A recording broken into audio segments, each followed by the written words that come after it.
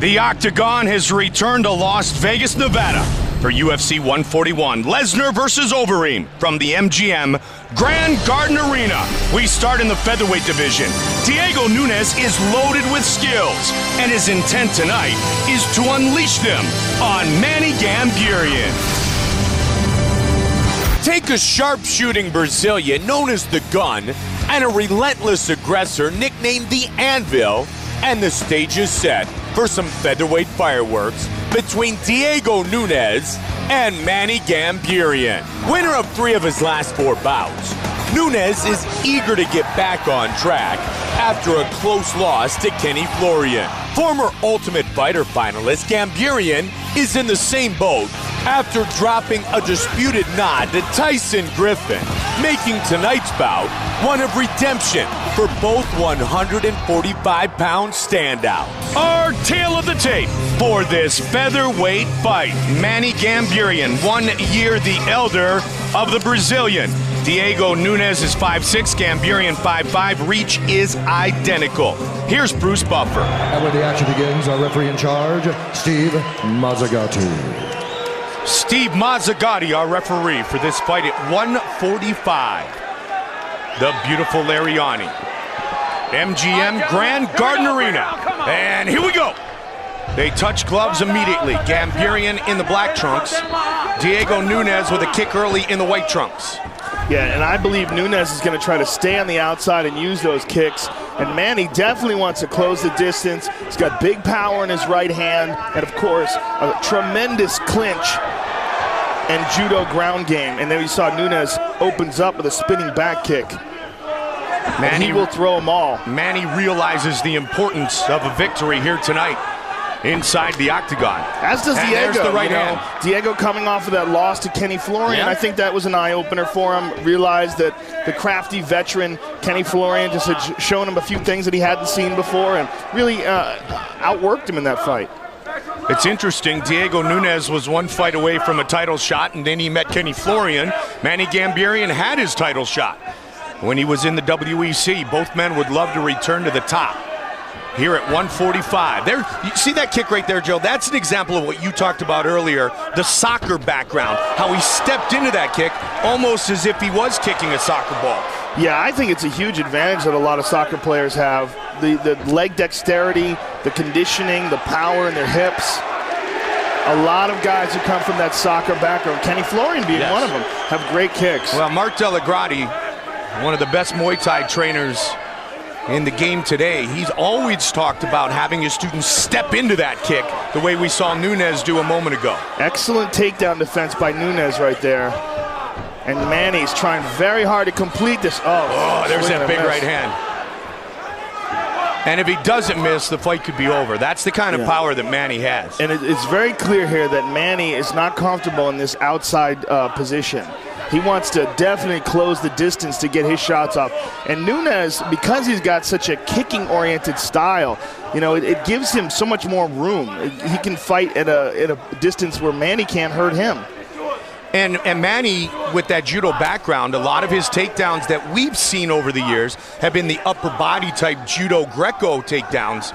So you're not as much worried about throwing kicks and having Manny Gambirian shoot the single or the double. Exactly. And look, here you see him shooting for a double, and he's not as comfortable with that. Yeah, exactly what we were talking about. Yep. Well, Greco-Roman and judo, very similar in their use of the clinch. Now he's got a good, solid connection here. Let's see if Manny can complete this. Got to be careful of that right arm, though. Nunes is trying to shove his right arm underneath the armpit of Gambirian. And now Manny's got him down. Manny's got him down with 2 minutes and 10 seconds on the clock here in the first round. And Diego's got his back already up against the cage. Good right hand there by Manny. And this is one of the things that Gambirian had on his list of things he would like to do. Take him down, put him on the fence, and be problematic for Diego Nunes. He's trying to step over with that left leg, and in doing so, he gave up the position, and Diego got back up to his feet. As Manny was concentrating on passing over to his left side, Diego stepped up and over.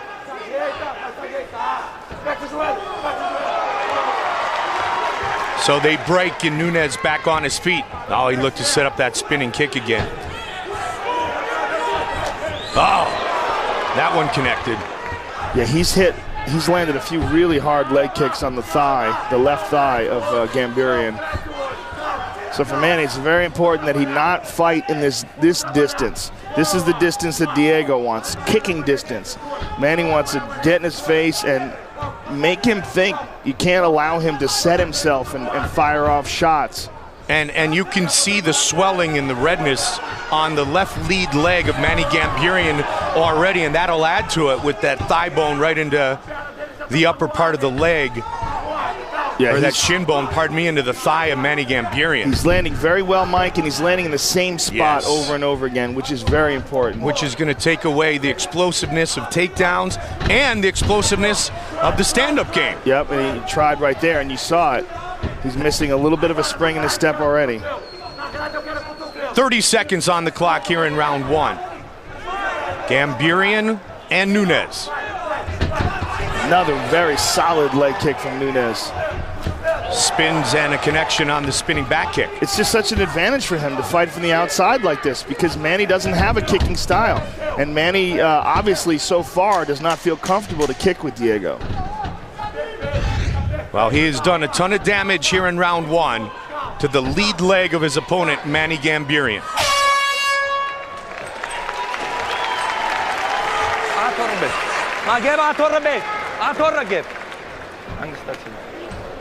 And Joe, you brought up an interesting point too. Not just landing kicks, but landing them in the same spot continuously. Over and over and over again.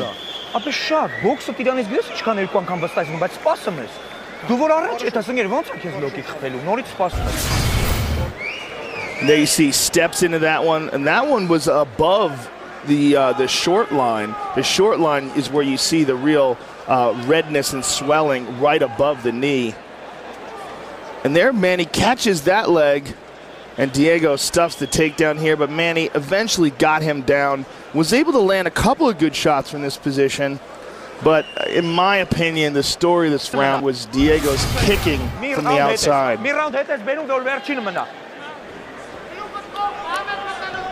So the question, obviously, that I have for you is what does Manny do to counter that here in round two? He's got to close the distance, no question about it. He's got to run up on him, grab a hold of him, and impose his game on him. And now he's trying to do that. You see, he's closing the distance. He just does not want to be on the outside, especially that's good for Manny. Manny loves that kind of a dogfight up in close like that. He's compact.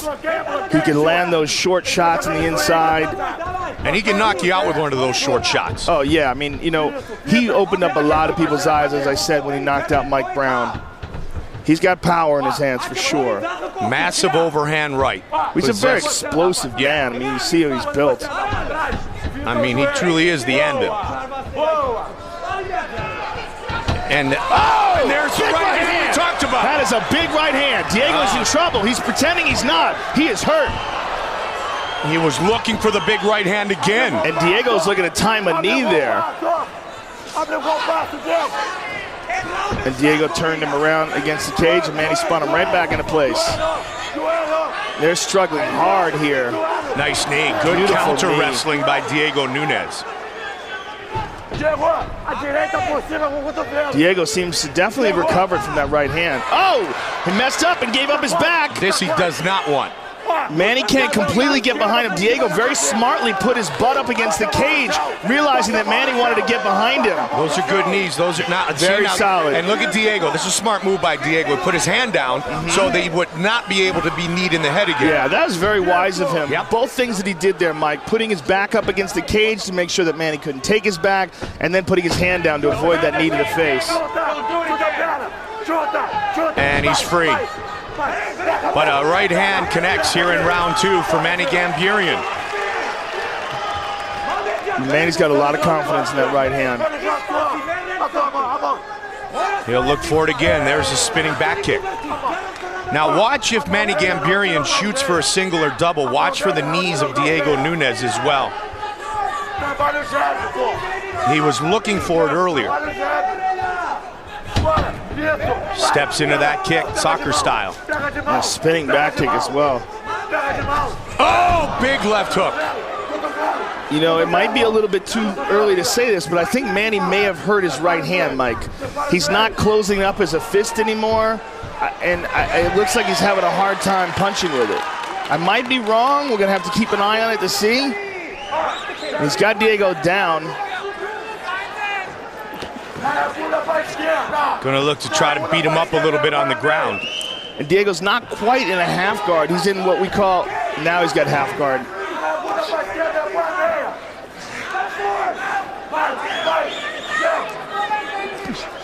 Well, he punched him with that right hand.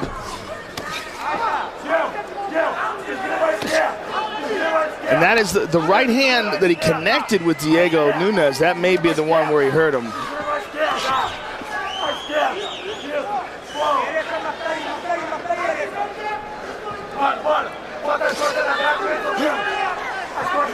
Manny's looking for the choke. He's got his left arm around Diego's neck.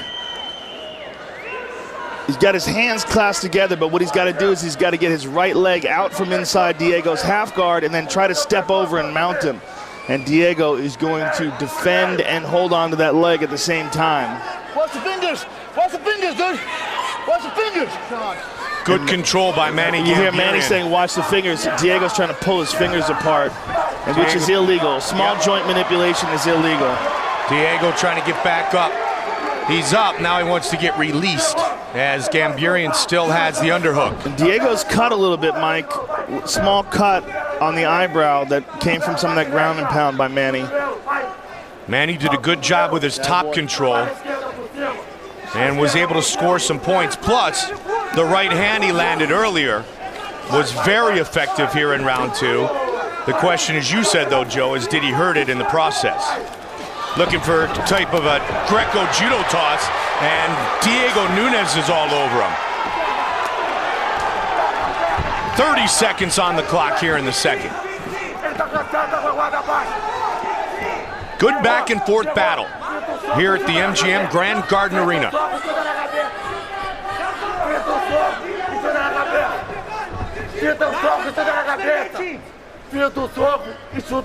Final seconds of round number two.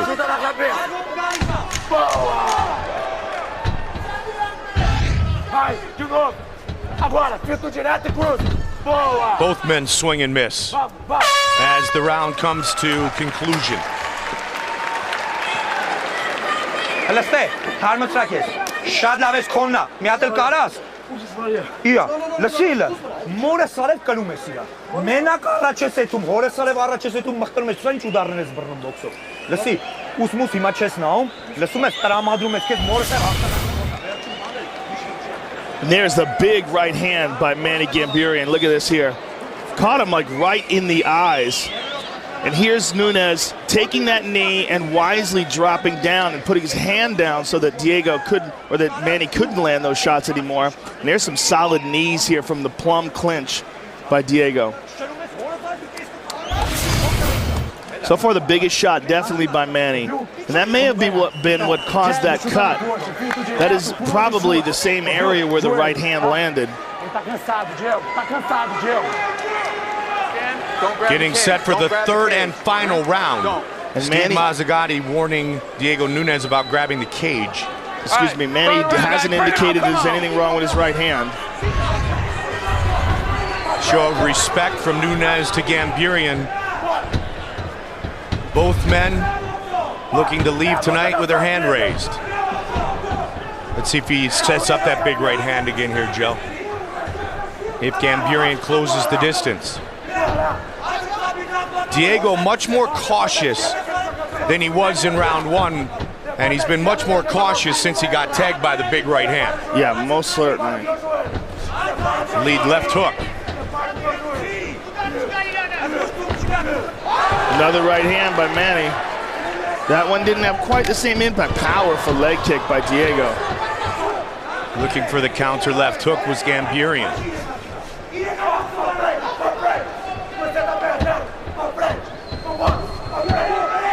A lot of movement from Gamburian. Yeah, he definitely doesn't seem to have lost any spring in his step from those leg kicks.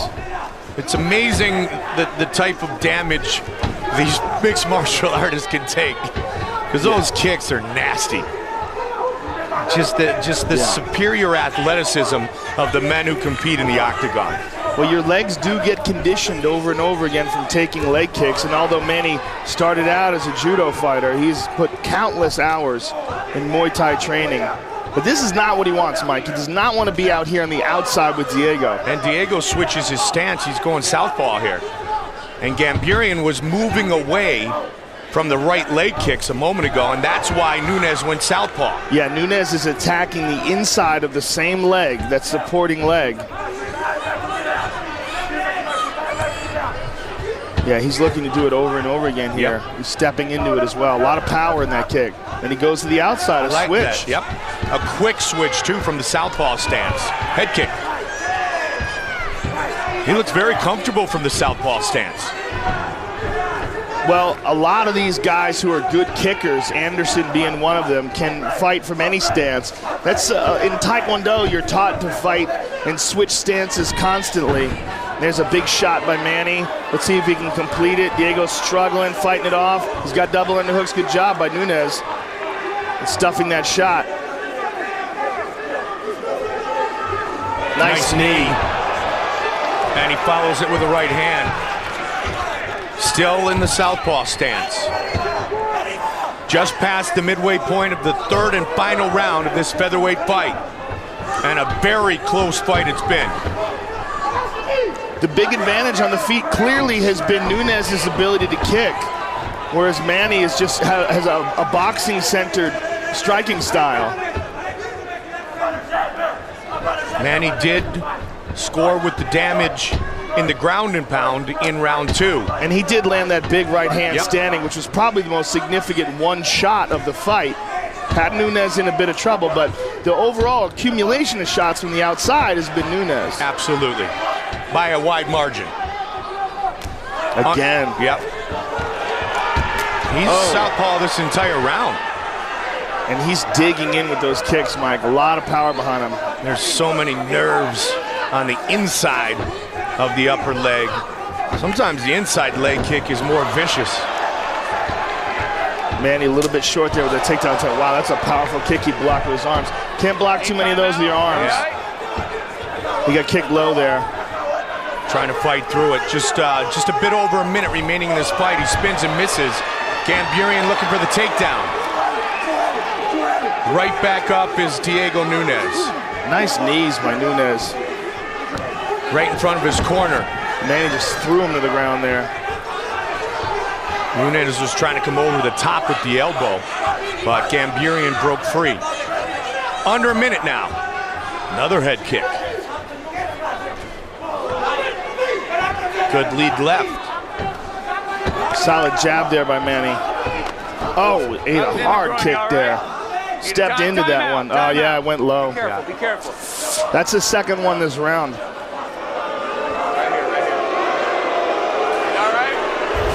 We're going to take a look at it. It clearly went low. Yep. Manny winced after watching the replay. Yep. And it's the lefty versus righty curse with the inside leg kick. And it is a powerful technique from that position. When you're throwing off the back leg and going for that inside leg kick, it's a very effective technique. And clearly, Diego did it by accident. 30 seconds remain in this fight. Oh, Manny landed. Oh, powerful kick by Diego. Oh, again. Oh, man. To the rib cage. Oh, good takedown. Manny ducked under that kick. Timed it very well. But Diego right back up to his feet. And with all the damage done to the legs of Gamburyan, that was well timed with this takedown attempt. Trying to finish it here, Joe. And Gamburyan is relentless here, trying to secure this round in the judge's eyes. If he can just toss him. Close. And they go the distance. Good fight. Yeah, very good fight. Diego Nunes and Manny Gamburyan.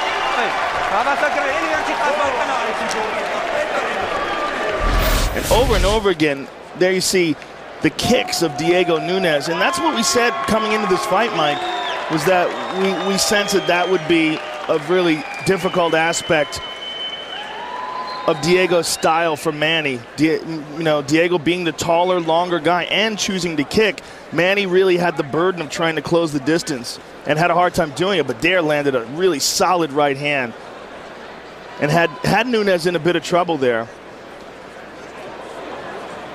But a lot of this fight, unfortunately for Manny, was fought on the outside with Diego kicking and moving. Now let's see if he did it enough to earn himself the decision victory. Here is Bruce Buffer. Ladies and gentlemen, after 3 rounds, we go to the judges' scorecards for a decision. All 3 judges score this contest 29-28, declaring the winner by unanimous decision, Diego the Gun Nunes. Nunes indeed does enough to earn his second UFC win.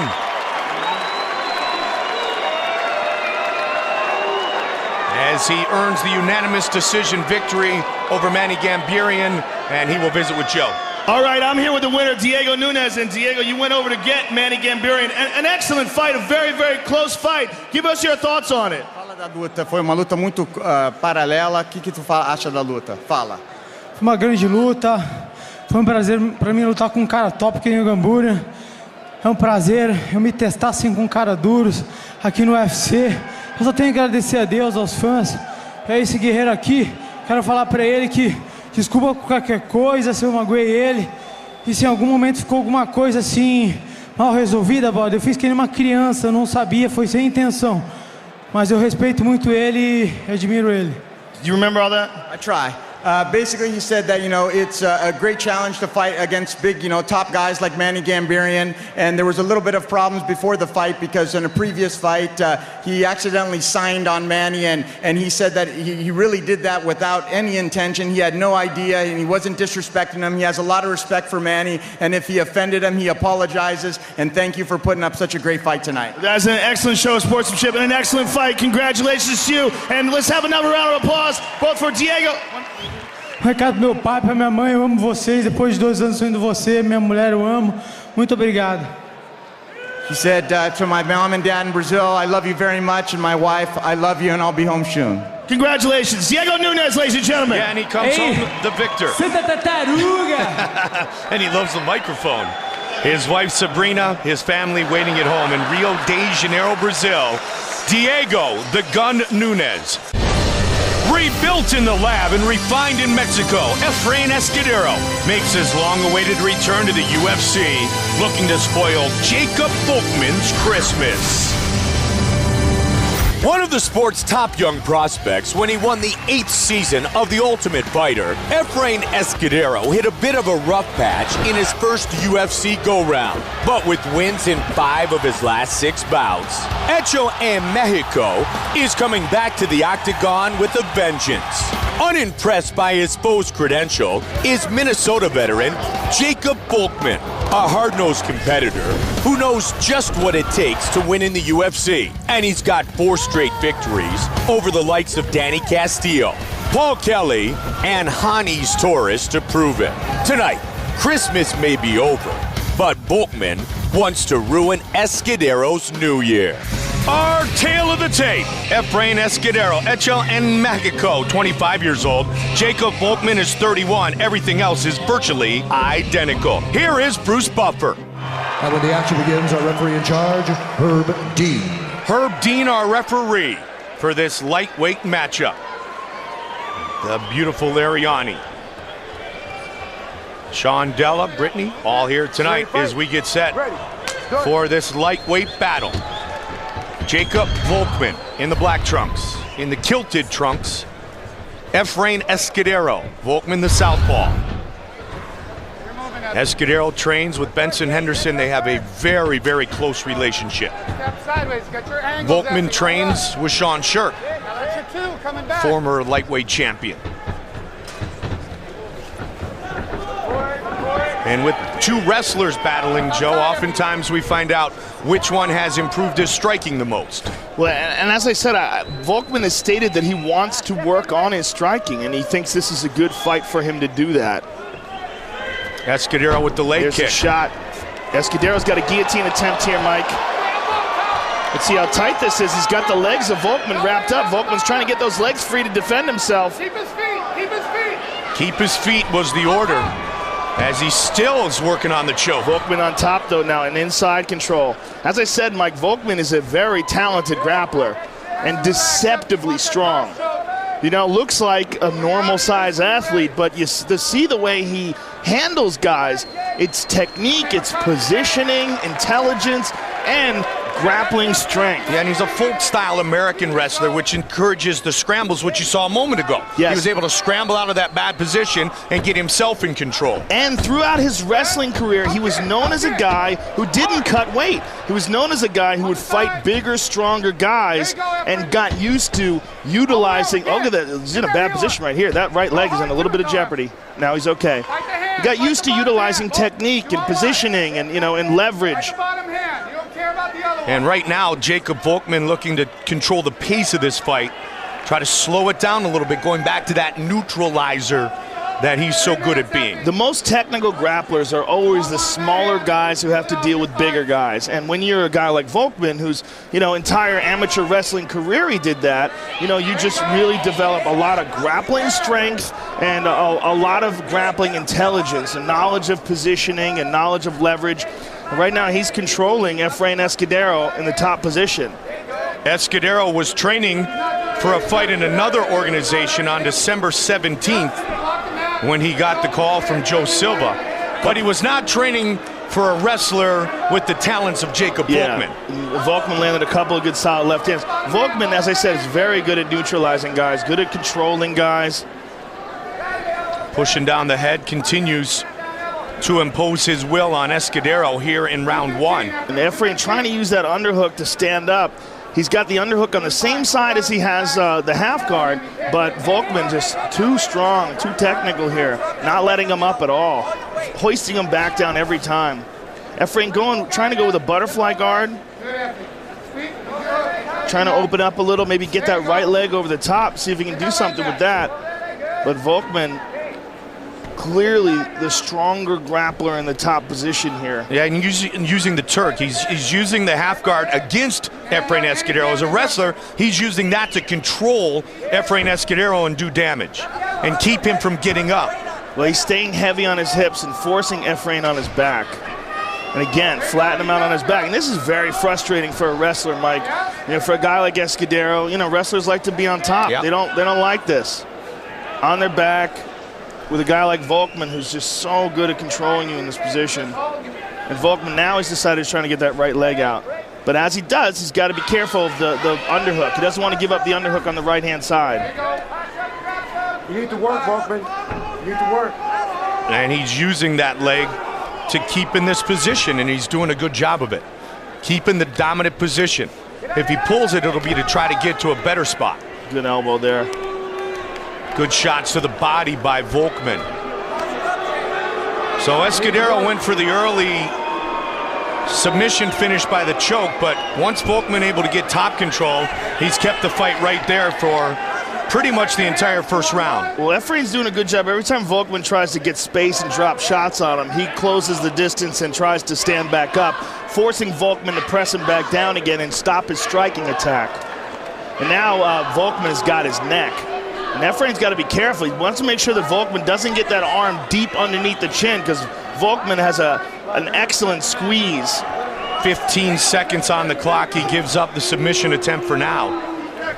But this is going to wear out Efrain, and it also it sucks for his morale. Yeah. Spent the whole first round on his back getting beat up and controlled.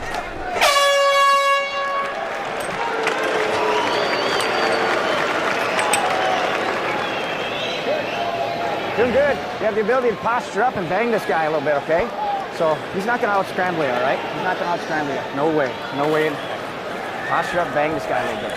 Hey, keep those jabs snapping out there. It's really nice. Snap that jab. If you're going to use the kicks, you got to step in behind him, all right? Step in behind him. You know you can dominate this guy on the ground. He's not going to get away, all right? But if you're going to hit that double again, drive the double. Head right through the chest, all right? Head right through the chest. Ready? Punches are good when breathe in. Up. Yeah, you're really good when you're posturing up, all right? Don't forget to bang that body. You have nothing down there to hurt you. Snap down on the right, hit the fucking leg, not too high, baby. Hit low. On the inside, get it fucking low and then make him. Okay, circle left, not in the front. Okay, we gotta let him go, baby.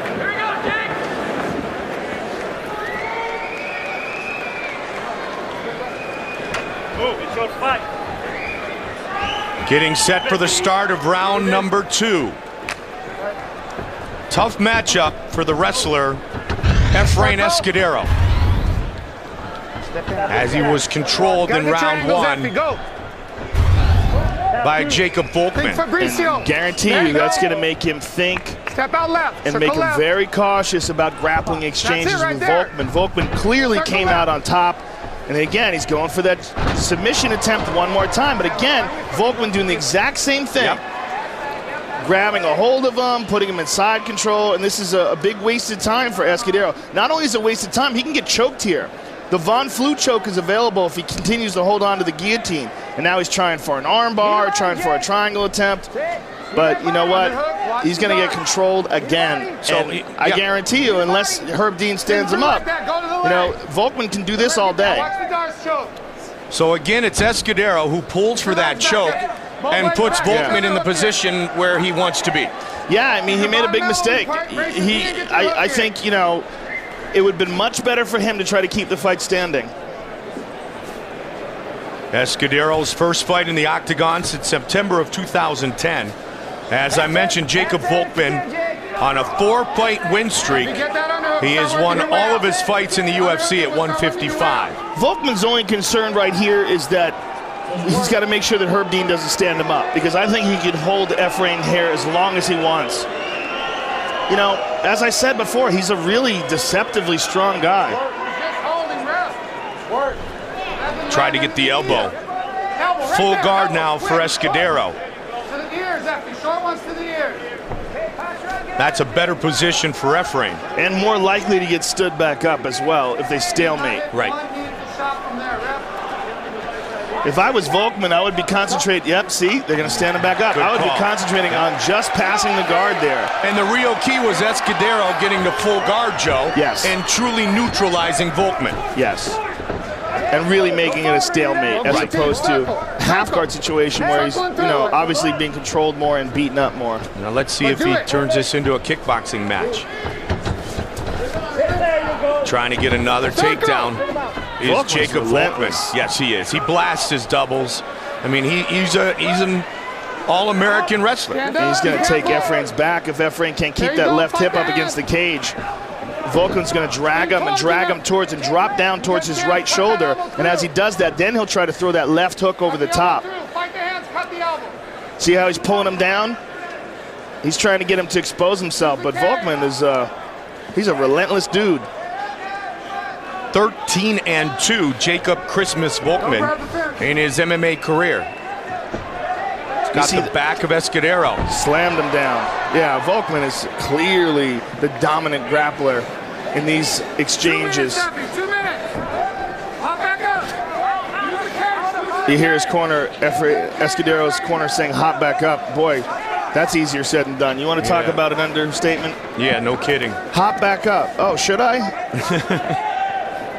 Volkman again. If you could ask Jacob to let go of me, I'll do that. Volkman now turning the corner. He's got his back now. And a lot of time to work, Joe. Yeah, now Efrain is in a bit of trouble. He's got to be very careful how he gets out of this position. Yep, full back mount. He's got one hook in. He's got one hook in, but you see what he's doing with the right leg? With the right leg, he had the hook if he wanted it to. He was extending that leg to keep Efrain from turning over that way and bridging out of that position. To keep him from putting that foot down on the ground. Right. Now Volkman's got his neck. Yeah, he's not good for Escudero. Yeah, Efrain is in a lot of trouble here. Volkman looking to finish this fight. He's got a minute on the clock to do so here in the second. Well, he got that arm away from his chin, but now Volkman is going to mount him. Efrain is trying to turn and wind up in his guard, but, you know, that's not a thing that a guy like Volkman's going to let you do. Escudero looks at the clock, 45 seconds. You know, when you see the last three fights of Volkman, it really makes you appreciate this guy's grappling. I mean, for him to do that to a guy like Antonio McKee, who's a very powerful, strong guy, known for his grappling, then to do it to Danny Castillo, and then to dominate Efrain Escudero like this on the ground as well. I mean, this guy, he's a beast. Looking for the finish here in round two. It's not going to happen. It's not going to happen, but Escudero has got to be very discouraged now. Another very dominant round. He's been manhandled. Yeah. He's just getting manhandled.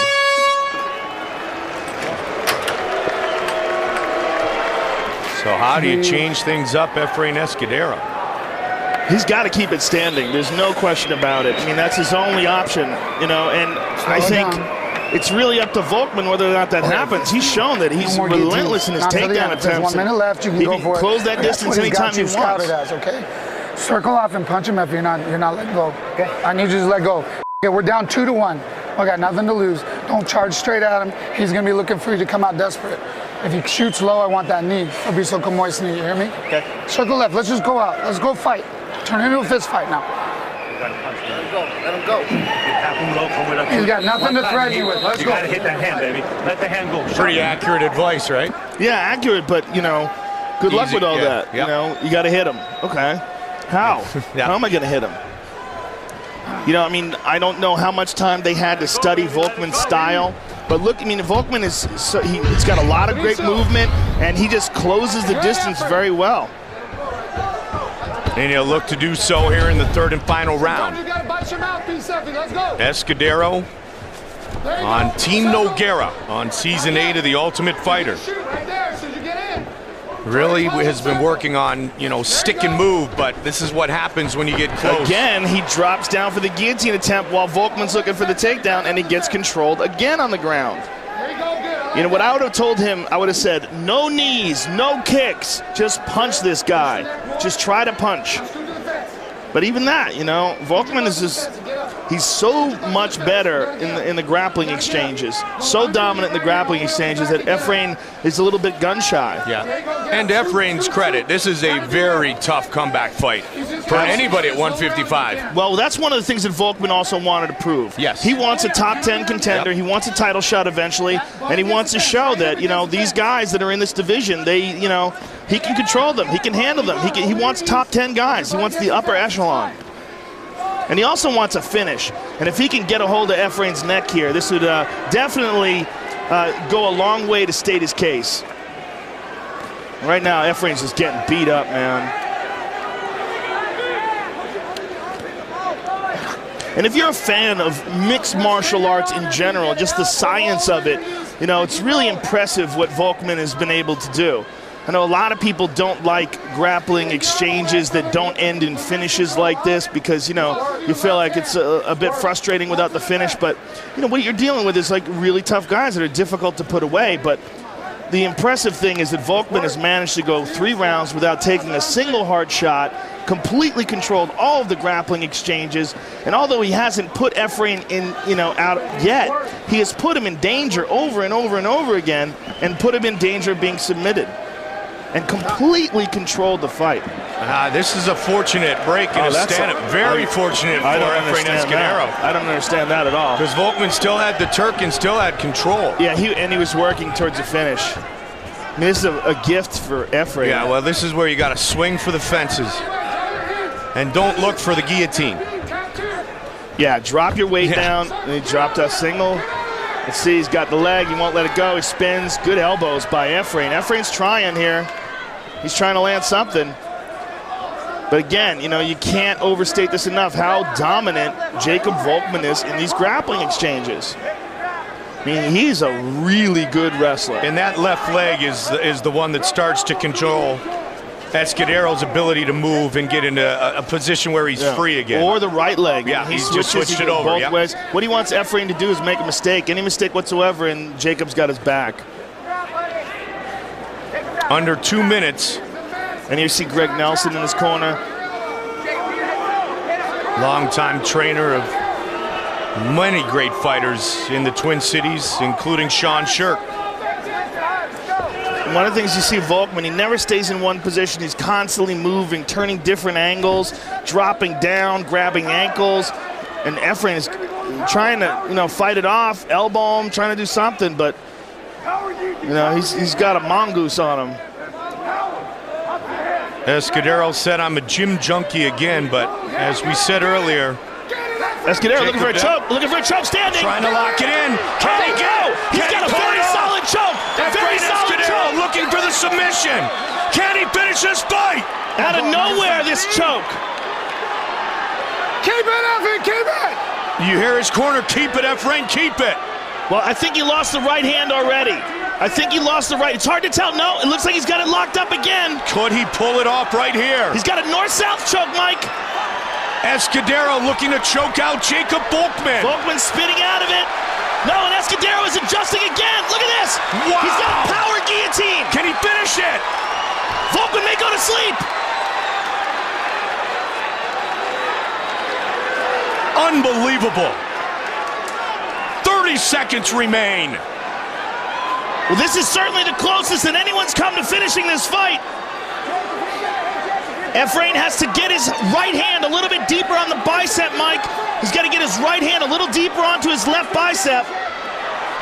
Volkmann's going to survive. Wow. How crazy would that have been? That would have been amazing. That was so close.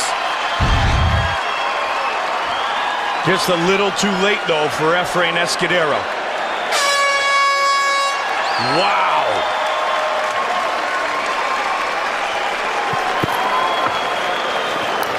Jacob Volkmann's terrible. Let's take a look at this last moment here. Look.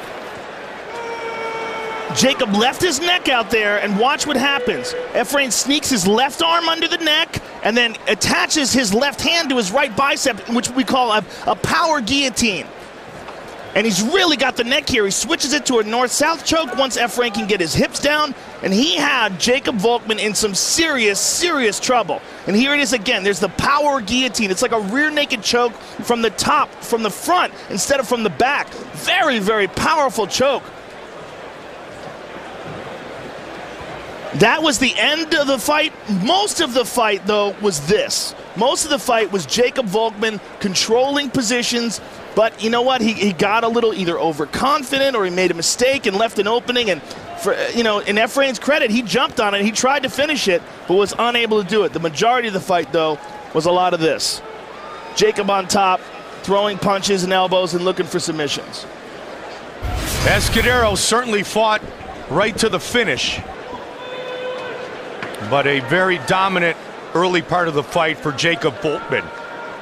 And here is Bruce Buffer with the official decision. Ladies and gentlemen, after 3 rounds, we go to the judges' scorecards for a decision.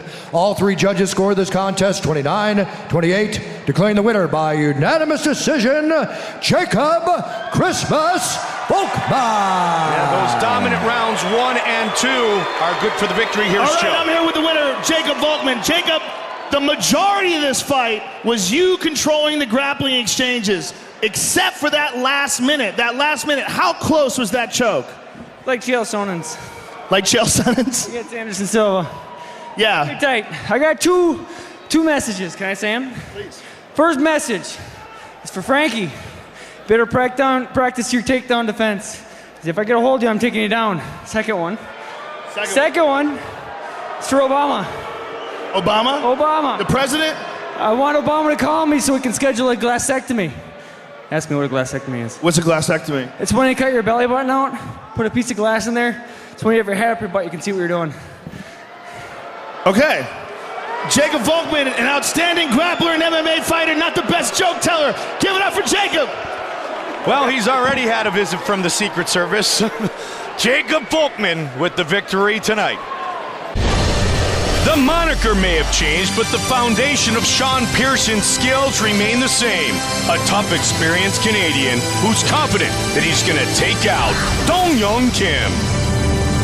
Sean Pearson heads into Las Vegas tonight with a new nickname, but the Punisher is still packing the same aggressive style that earned him a place in the UFC back in 2010 when he defeated Matt Riddle over 3 rounds in a crowd-pleasing scrap. But if the Ontario standout wants to keep moving in one of the sport's toughest divisions, he has to hold back a hungry Dong Young Kim in tonight's bout. Kim has been gracing the octagon for nearly 4 years now, defeating Amir Sadallah, Nate Diaz, and TJ Grant, among others. Now he wants to end 2011 on a high note by wiping out the Punisher. Our tale of the tape for this welterweight fight. Kim is 30. Pearson is 35. Both have an identical 76-inch reach. Here's Bruce Buffer. And when the action begins, our referee in charge, Yves Lavigne. Yves Lavigne, our referee. for this welterweight matchup here inside the MGM Grand Garden Arena. Ready, sir? You ready? Sir, you ready? Fight! Sean Pearson in the white trunks. In the black trunks, Dong-Hyun Kim, southpaw against southpaw.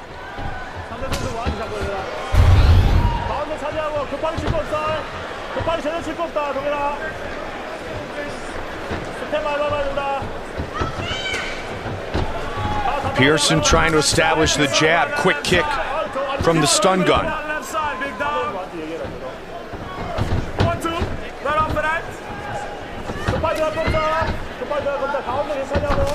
Aggressive and powerful is Dong-Hyun Kim. Pearson trying to find a spot. And Pearson instigates the clinch. Good solid left to the body. Nice. And that was one of the questions coming in. Would Pearson try to out-wrestle, or would he look to outstrike Dong-Hyun Kim? Right now, he might be looking to out-wrestle him. He has a lot of confidence in the grappling skills that you brought up earlier, Joe. And they break free. The jab by Kim. And again, the leg kick. It's coming right forward. No angles by either man right now. Good right hands there by Dong-Hyun Kim. Caught the leg, tried to return with the right. Keep that stick on him, up and down. And again, he caught the leg just momentarily, though, but he couldn't counter. Dong-Hyun's kicking looks very improved. His footwork and his kicking look really on point tonight. Well, he's very long legs, Joe. He's really built to be a strong kicker. Let it go. And it's answered by Pearson. Yeah, that was a solid leg kick by Pearson. Pearson with a quick inside leg kick, looking to set up his hands.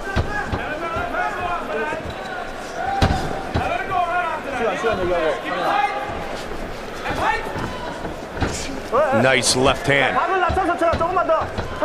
Just about to the midway point of round number 1 here in this welterweight matchup. The Canadian Sean Pearson in the white. Dong-Hyun Kim, that's the third time he's kicked with that right leg, and Pearson has caught it, but he hasn't been able to return with the counter. Well, that's that amazing judo balance that Dong-Hyun has. Yeah. I mean, he's confident with his opponent holding his leg, and he's just got such amazing ability to control his balance with one leg. Good combination with the 1-2 from the stun gun. Nice right jab by the stun gun as well. His stand-up definitely looks better, Mike. That left leg kick right there.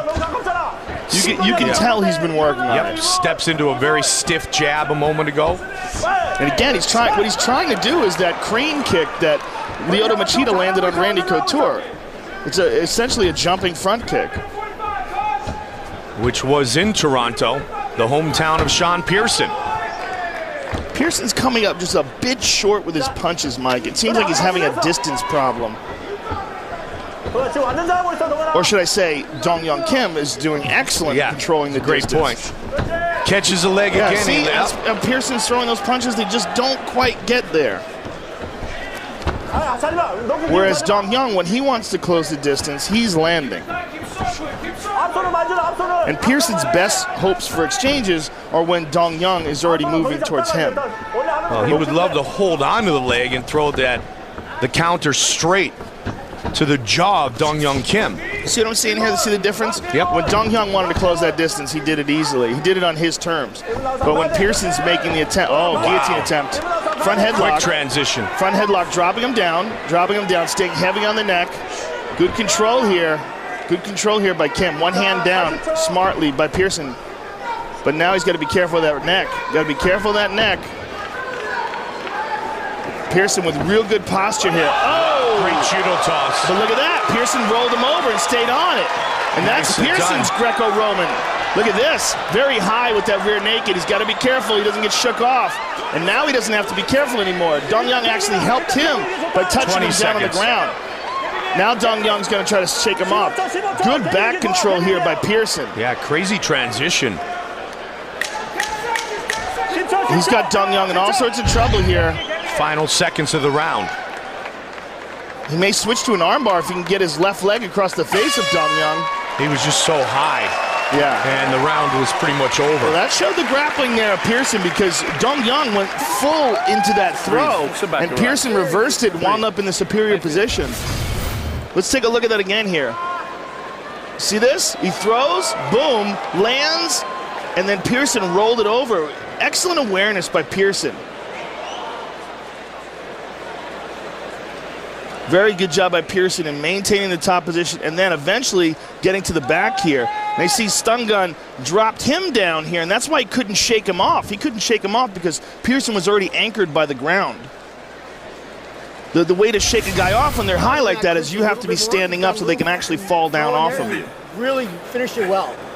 If there's a lazy kick, Sean, step in. Step in and by that left hand. Good work, buddy, okay? Let's go. Good job, baby.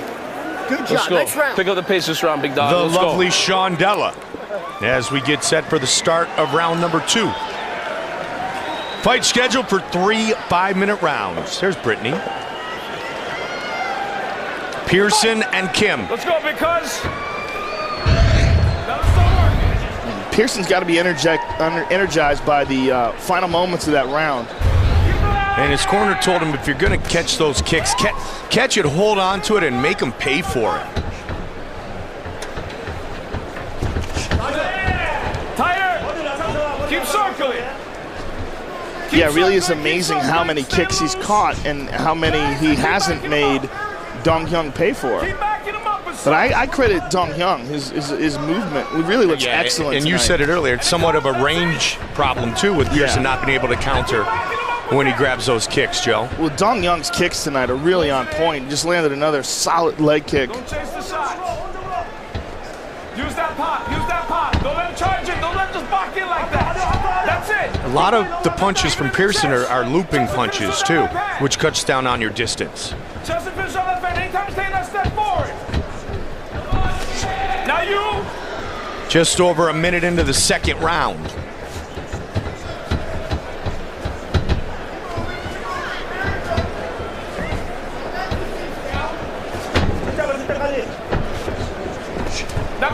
Quick inside leg kick by the Stun Gun. There, right there, that exchange you just saw is the story of this fight so far. When Kim wants to attack and make contact, he can anytime he wants. Pearson has to rely on Kim to close the distance before he has a chance, though.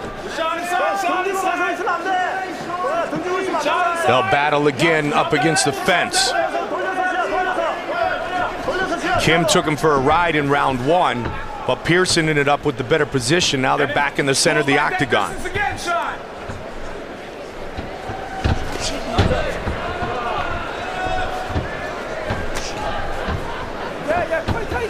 Close that distance, Sean. And then lock it in. Keep closing it. Finish with that hook on that side. And the corner of Pearson continuing to try to urge him to close the distance. Another solid leg kick by Kim.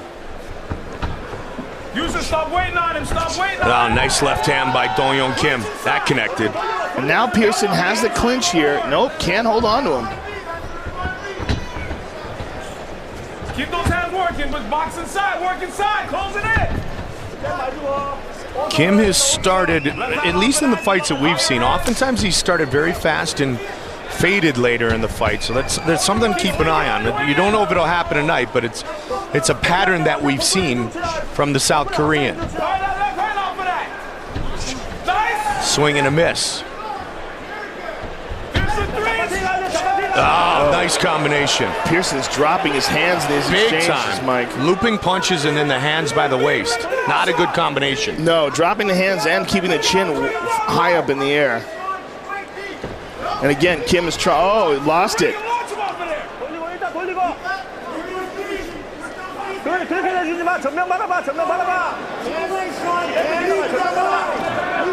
He's got a lot of confidence in his grappling, does Pearson, to be in this position with the 4th degree judo black belt.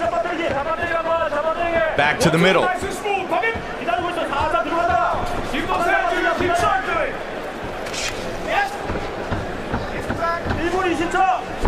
Now you come back.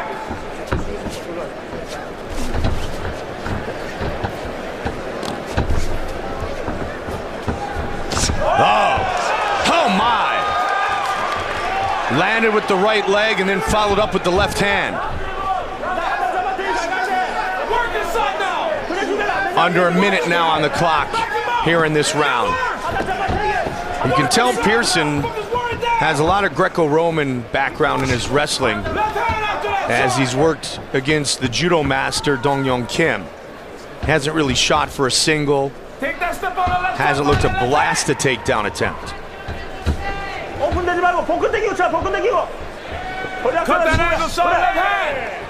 30 seconds remain in the second. Good leg kick there by Pearson.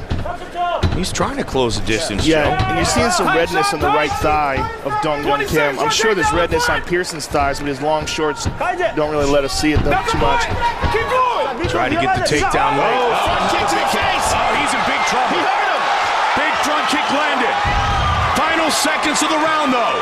Can Pearson hold on? He's on rubber legs, Mike. They're right in front of us. Saved by the bell. Literally. Pearson is in all kinds of trouble. Look at him walking back to his corner. Extremely wobbly.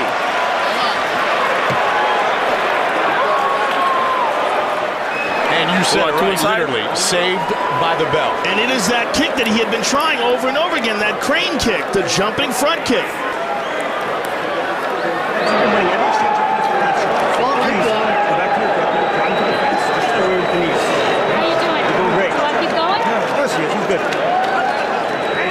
Joe, Kim landed that crane kick a little bit earlier in the round and then really connected right at the end of round 2. Yeah, he went for it over and over again, and there it is. Breathe, son. Right there. And look, Pearson's in all sorts of trouble. Caught him right on the jaw with that technique, and a couple good punches as well. Let's see it again. This is the technique. Right away. Who would have thought that this would be like a big move in MMA? Let's go. It's really amazing. You know, that's how it works. One guy does it with great success, and then everybody else goes, oh yeah, you can front kick people in the face. Unbelievable, right? Going back to the Karate Kid. Third round, and it'll be interesting to see how much Pearson has recovered from that big crane kick that connected. Still looks a little bit wobbly here. He was so wobbly at the end of that round. I can't imagine a minute is enough time for him to be back to 100%. And Joe, a minute is not a lot of time to try to recover from the damage that Kim just imposed on him.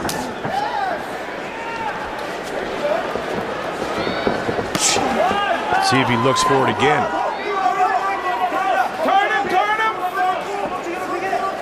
Dong Young Kim, Sean Pearson, third and final round.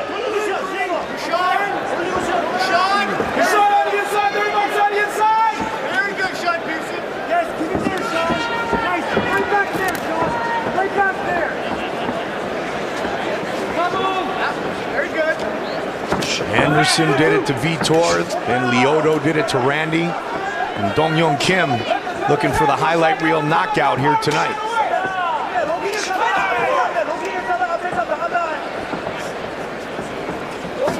See if Pearson gets back to the pace that he had earlier. I know that Dong Young has been able to stay up every time Pearson has caught his leg, but he really shouldn't be able to catch his leg so much. That was a beautiful takedown. Excellent timing there by Dong Young. On top, look at that pass.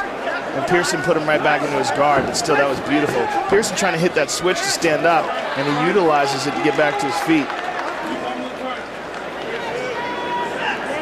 Pretty even in the grappling matchup here tonight. Hold the cage. Pearson let go of the cage right away. 3 minutes on the clock. Looking to take him down again. Back. Nice, and he's got his back. And Pearson rolls over and falls onto his back to avoid the back mount, utilizing those butterflies. Full guard. The gas tank of Pearson looks to be emptying quickly. And a lot of that has to do with the damage that he took at the end of round 2. Closes the guard, though, trying to control the posture of Dong Young Kim.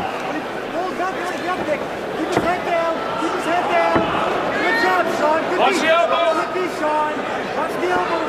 Keep his head down. Trying to set up the elbow as Kim, and you hear the corner of Pearson to tell them to watch the elbow. Well, Pearson's doing a good job of controlling posture and not taking any damage from inside of his guard.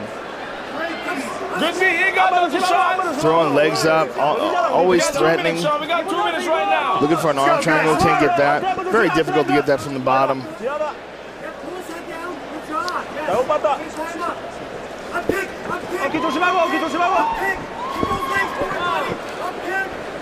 We're calling for the up kick. Turn him, Sean, if you can do Under it. 2 minutes remain in this fight. He's got that right leg stuck in between the legs of Pearson, but he's trying to pry it out here. Pushing down with his left leg. Overeem stands them up with 90 seconds remaining. Let's go! Watch for the kick from Dong Young Kim again.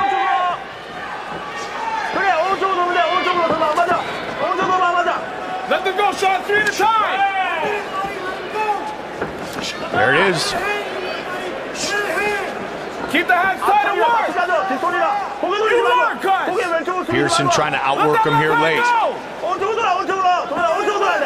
Let the left hand go, Sean. 1 minute, left hand, 1, 2, nice and easy. Under a minute. And keep closing it in.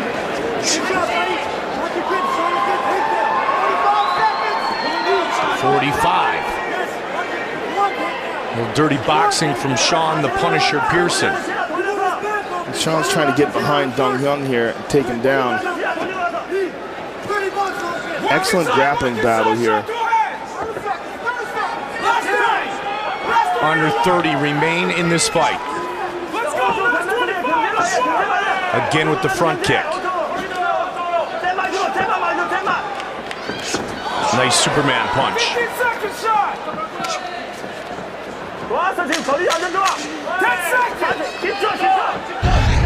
And the Superman punch by Pearson. Flying knee by Dong Young Kim. And they go the distance. And here's the throw and reversal. And there's a first attempt at that jumping front kick that didn't quite land, but this one landed very good. The decision is in, and here is Bruce Buffer. Ladies and gentlemen, after 3 rounds, we go to the judges' scorecards for a decision. All 3 judges score this contest 30-27, declaring the winner by unanimous decision, Dong Young Stun Gun Kim. Unanimous decision victory for Dong Young Kim as he defeats Sean Pearson here tonight. All right, I'm here with the winner, Dong Young Stun Gun Kim. First of all, congratulations on your victory. You showed excellent movement in this fight and great footwork. Is that something you really worked on a lot in camp? 움직임 되게 좋았고요. 이 포도콜도 되게 좋았는데 이번에 훈련하실 때 그거 많이 훈련하신 건가? 타격을 집중적으로 했고 이제 시작입니다. 앞으로 스트라이커 김동현 스타건을 보여주겠습니다. This is just the beginning, and then I really concentrated on my standing this time, and I'll show why I'm called a stun gun. Well, we saw the improvements in the stand-up, and let's take a look at that big jumping front kick that you landed to the face of Sean Pearson. You tried this technique a couple of times, but this time it landed well. You had him in all sorts of trouble, and it looked like he was saved by the bell there. 그 이번에 그 프론트 킥을 많이 하셨는데 이번엔 잘 들어갔고 피니시를 할 수 있었는데 그 시간이 다 돼서 션 피어스 선수가 잘 넘어간 것 같다고 어떻게 생각하시냐고. 좀 많이 아쉽습니다. 연습 많이 했는데 우리 관장님하고 같이 연습 많이 했는데 이제 시작입니다. 앞으로 그러니까 로우킥 차면서 로우킥 속여주고 프론트킥 하는 걸 연습했었는데 잘 먹힌 것 같습니다. Yeah, I really practiced a lot with my coach. I gave a lot of low kicks and then faking with a low kick, and then the front kick. But I wanted to finish him, but Dong Young Kim, ladies and gentlemen. Congratulations to the stun gun, Dong Young Kim. Danny Castillo took this call against striker Anthony Njokuani on short notice as he fights for the 4th time in 2011. Punishing striker Anthony Njokuani can hurt you with any of his 8 limbs. And the Muay Thai ace did just that in his recent 3-round win over Andre Winner. Next up is the always aggressive Danny Castillo, who has the perfect style to mesh with Njokuani for a Fight of the Night candidate. I know Danny's going to try to come and take me down, and when he does, he's going to leave himself open, and I'm going to look to knock him out with one-punch knockout. Like his opponent, Anthony Njokuani, Danny Castillo made his bones in the WEC, where he established himself as a 155-pounder to watch. That reputation has only grown greater in the UFC, where wins over Joe Stevenson and Shamar Bailey have last call on track for a big 2012 should he get by Anthony Njokuani. The game plan is simple. You gotta close the gap, shoot a takedown as fast as I can, look for some ground and pound, soften them up, look for a submission. Coming up next, Anthony, the Assassin Njokuani, takes on Danny, Last Call Castillo.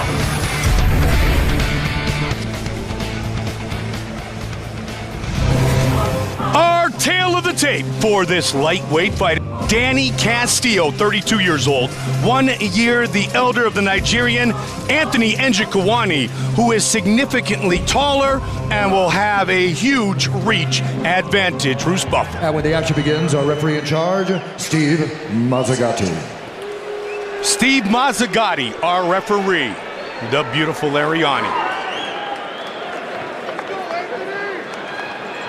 All right, gentlemen, here we go. Bring it out, come on. Njokuani and Castillo. And here we go. It's going to be really interesting, I'm sorry, to see how Njokuani deals with the wrestling of Danny Castillo and whether or not he chooses to throw kicks, because he is a Muay Thai expert. He has excellent techniques with his knees, elbows, punches, but he throws a lot of kicks. And that's going to be one of the things that Danny Castillo looks to capitalize on. Castillo fighting for the 4th time in 2011 as he takes on fellow WEC standout Anthony Njokuani.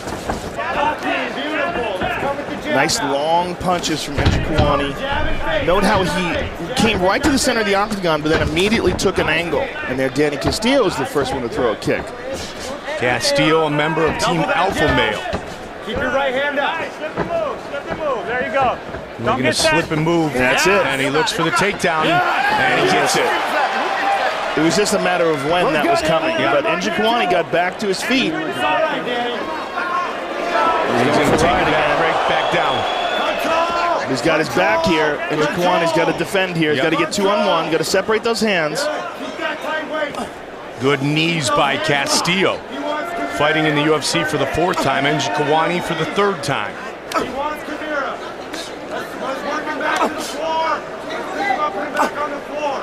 Njokuani looks like he's thinking about going after that left arm of Danny Castillo's, but he can't get his arm in deep enough. Danny has it very tight to his body and landing some real good solid knees here. This is the way that Castillo would like this fight to go, as he replaced Ramsey Nijum here for his 4th fight in this calendar year. And again with the knees. These are solid knees. Danny's really beating up the meat of those legs. And try to complete the takedown again. He's straightening out the legs of Anthony Njokuani, which keeps him from obviously wall walking. That's something a lot of guys are doing now to deal with the ability to put your back up against the cage and force yourself up from there. They straighten the legs out and they sort of triangle them under their body, or they cross them the way he has it here. It makes it real difficult for him to hip escape and get back. Now he's going to mount him here with this. And now Danny wants to pull him away from the cage so that he can use that full mount. He's trying to do it with his legs, but he's unable to. So now he's going to switch to a body lock, and he's going to try to back up a little bit. See how he's trying to do that? Yep, trying to get those hips away. He's trying to get him on his back. And Anthony, got to be careful as he tries to get back up to his feet. He may give up his back again. Oh! Castillo relentless, though. Yeah. With keeping the pressure on Njokuani here early. And Anthony trying to keep this fight standing up here. Danny's all over him. Yeah, and this is Danny's game, though. He said coming in when he talked about his opponent, Njokuani, he said He's a very dynamic striker, an exciting fighter, but he believes his weakness is his wrestling, and that's what Castillo is going after right now, is the wrestling ability of Anthony Njokuani. Well, so far, Njokuani has been able to get up a few times and get himself out of bad situations, but now Danny's got his back. Njokuani's trying to turn towards him. This is not good. Nope, got both hooks in. Both hooks in, arm across the neck. He got double underhooks here. Trying to lock it in. Oh, he's rolling over. He's rolling over, and he's, nope, he doesn't have it under the neck. Oh, no, nicely he's on done, top. Njokuani. Spun out, and you talk about that all the time, Joe. You can spin out and get top position, and that's what Njokuani does, and now he looks for the choke. Njokuani looking for a guillotine. It looks pretty tough. Oh, nice slam to get out of it. Slams his way out of it. Before that slam, that was a tight choke attempt. Trying to get the mount. And now Danny in the top position here, trying to pass over those legs.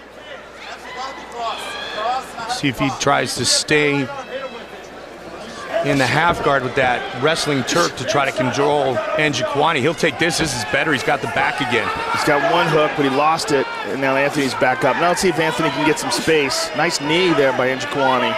You know, the counter wrestling of Anthony Njokuani, pretty impressive here in the first round. He's obviously been working on it. Yeah. You know, as Danny Castillo predicted, that has been his weakness in the past, but today it looks solid, very solid.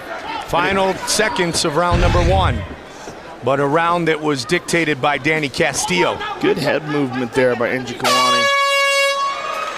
Very good first round.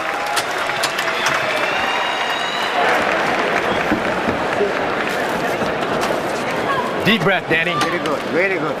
Deep breath, in your nose, in your nose. All we're worried about now is cardio. Game plan is perfect. Round one is ours. He's coming after you now.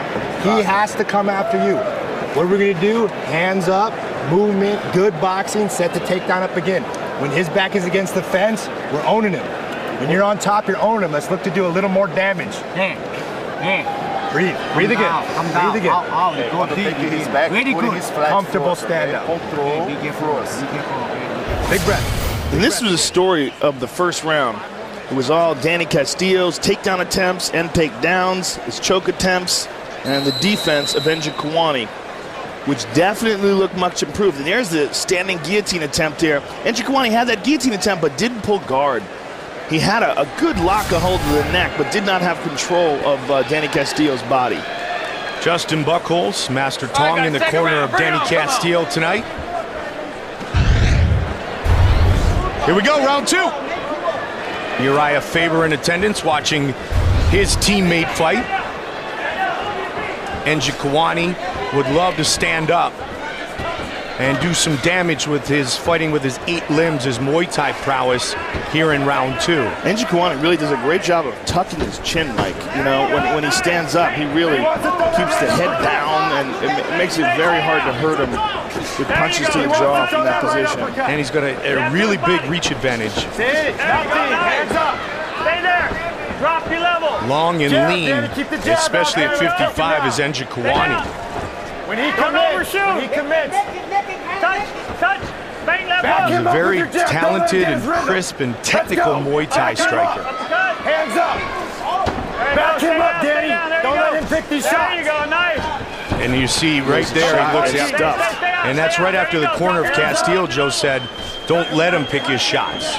Well, what I found interesting is Justin Buchholz said that it's about cardio with Danny Castillo. Knowing that Danny Castillo took this fight, attempted judo throw there by Njokuani, that Danny Castillo took this fight on last minute, he might not be in the best shape in the world. That's a good point.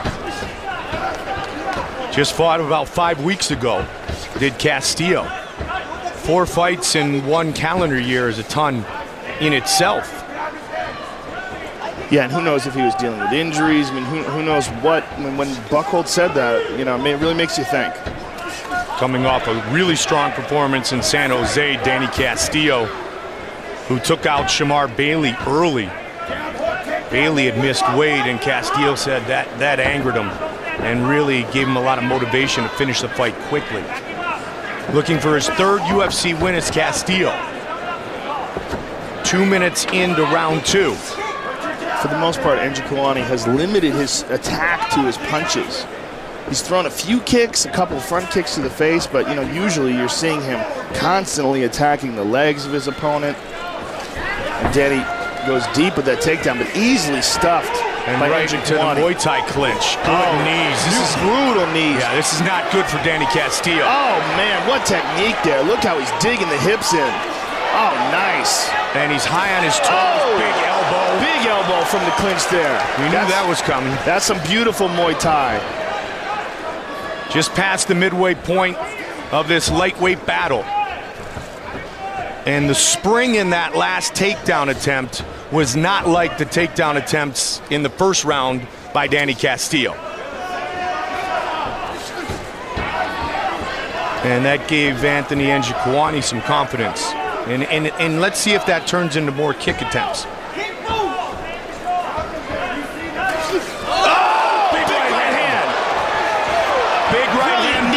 Castillo. He's got the clinch again, Joe. Another nice knee. Castillo's got a leg now. Castillo gets him down. Very nicely done by Danny Castillo. This will give Danny a little bit of break here. Chance to collect himself. He's got to make sure that Mazzagatti doesn't stand him up from this position, though. He's got to work here.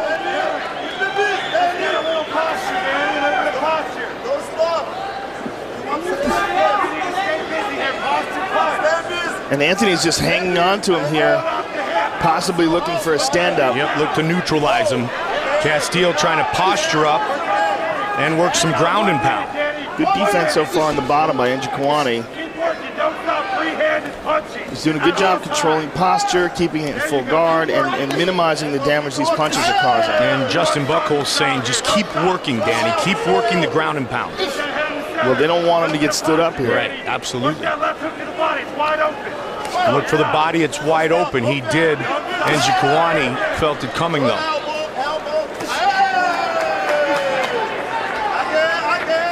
Work to the belt, Danny. Work to the belt. You can rest in between. 30 seconds. 30 seconds remain in round number 2. Castillo tried to improve his position. The butterflies by Njokuani and getting right back up to his feet. You can really see that Njokuani's been working on his grappling, Mike. His grappling, his defense. Look at that. Picked out the leg. Good adjustment by Castillo. 10 seconds on the clock. Stepping over the legs to straighten them out as before.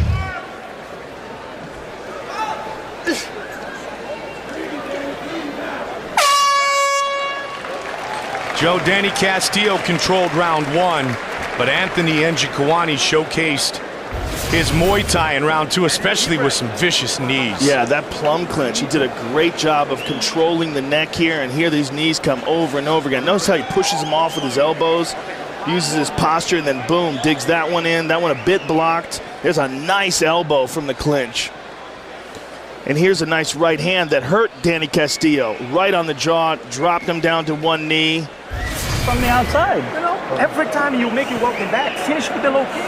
Finish with the low kick, Good, be smart this round. This is anybody's round. We need this round. You got to stay in control on the stand-up. He can't beat you standing down again.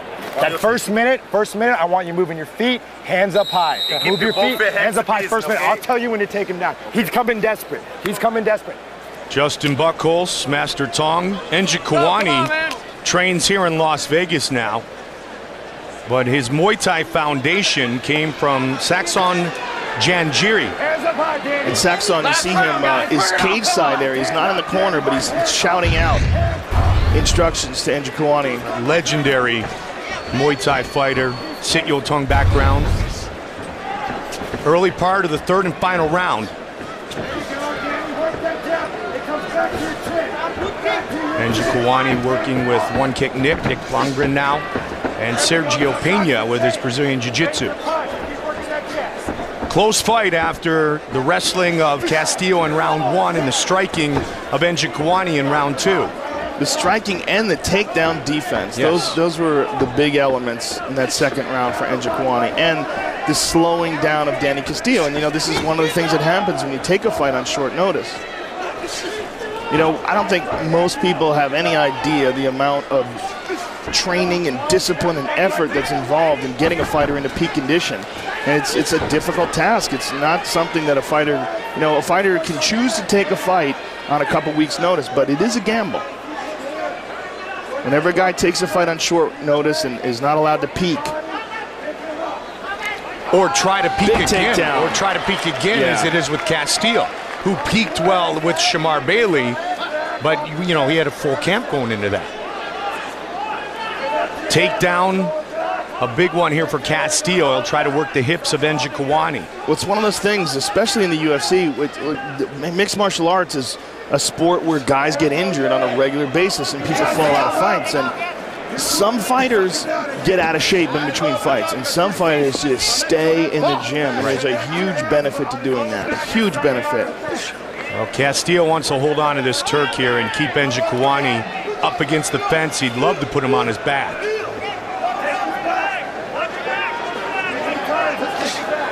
Njokuani got one leg under him. Yep, and see now he lost it. And let's see if Njokuani steps up.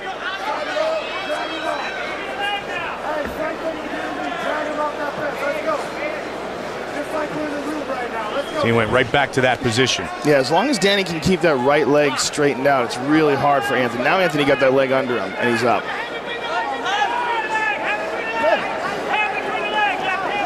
Just about to the midway point of the third and final round.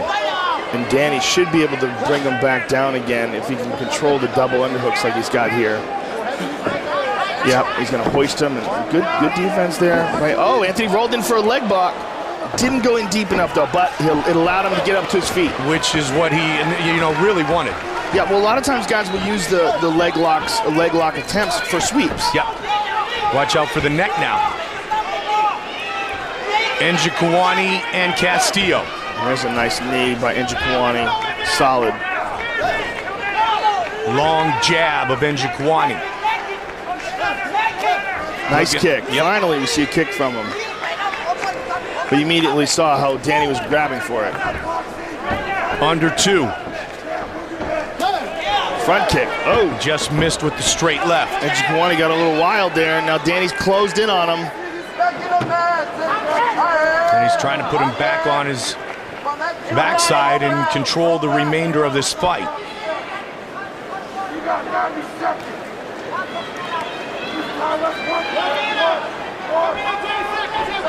Anthony back up to his feet again, but he's got to make sure that Danny doesn't get his back.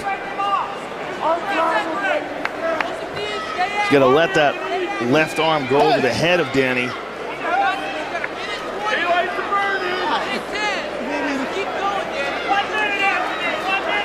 Castillo, winner of 4 of his last 5 fights. Fought 5 weeks ago in San Jose against Shamar Bailey.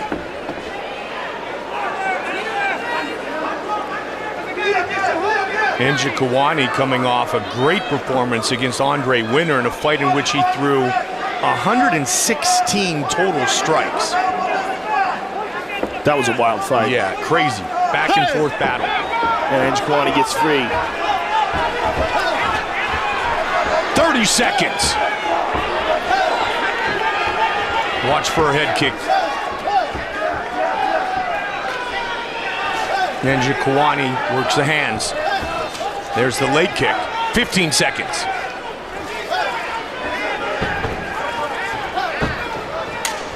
Ten seconds remain in this fight.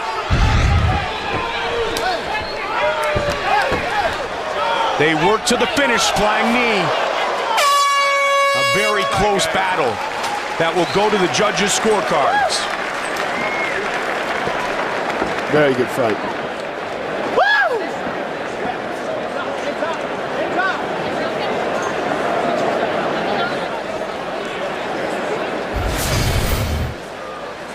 And here's Danny Castillo getting the first takedown, getting control. And here Anthony went for a standing guillotine, but did not control the body, did not get full guard. And here Danny again takes him down. Over and over again, he was able to take him down. But in the second round, Njokuani really started doing damage with this tie clinch and the knees to the body. Over and over again, he landed these and a nice elbow on the break there as well. And there's a nice right-hand counter, ducking under the right hand of Castillo and landing zone. Probably the most significant shot in the fight. Bruce Buffer has the official decision. Ladies and gentlemen, after 3 rounds, we go to the judges' scorecards for decision.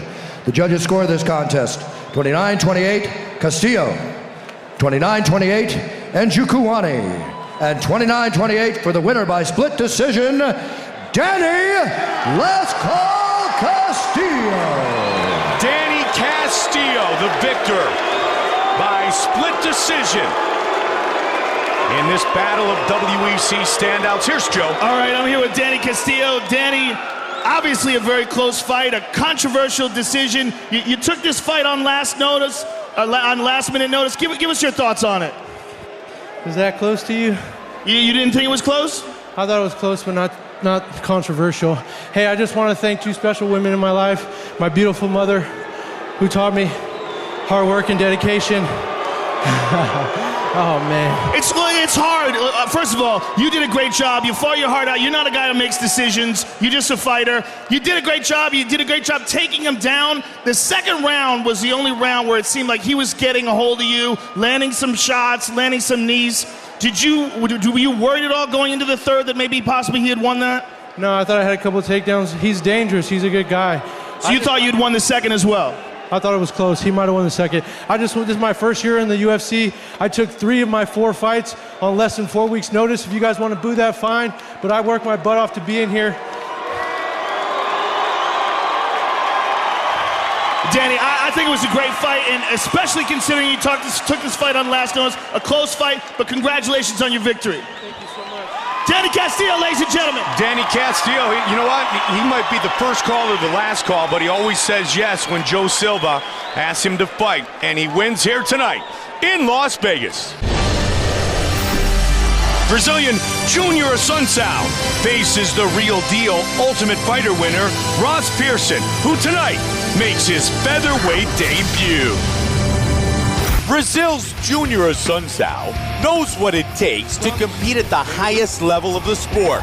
And after a rough go in his first time around in the UFC, he bounced back with wins in 7 of his next 8 bouts, earning a return engagement to the octagon when he beat Eddie Yagan to kick off a new chapter in his career.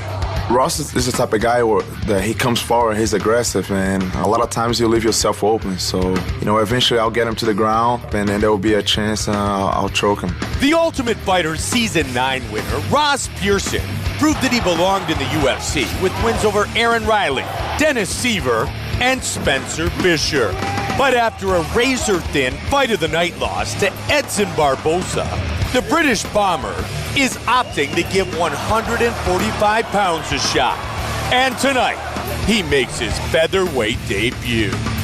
I would like to see this guy try and take us down. My wrestling has come on so much. He's not going to stand in my way of getting to where I want to be in this sport. I want to be a champion, and he's just one person I have to get through to get to that belt. Our tale of the tape for this featherweight fight. Pearson making his featherweight debut. He's 3 years younger than Junior Assunção, who will have a 2-inch reach advantage. Bruce Buffer. And when the action begins, our referee in charge, Mario Yamasaki. Mario Yamasaki, our referee. The beautiful Ariani, Shondella, Brittany.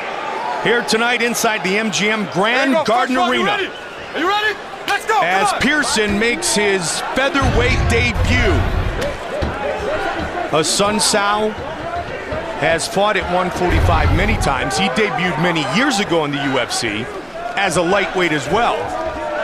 But back then there was no 145 or 135 inside the octagon.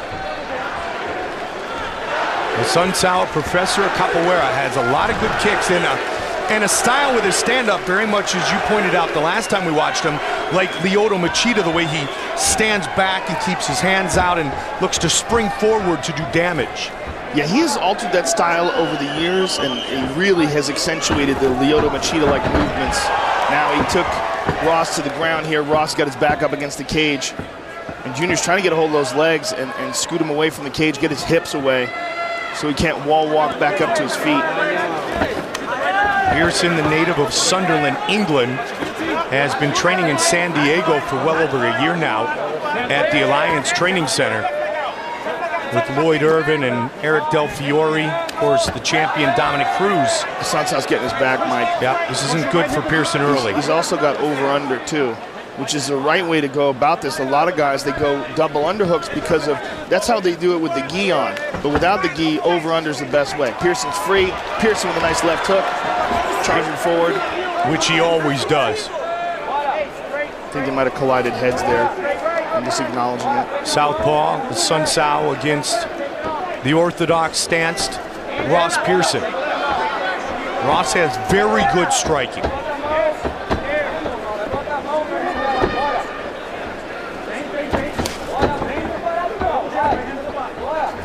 Phil Davis gave him a lot of props when he started to train in San Diego.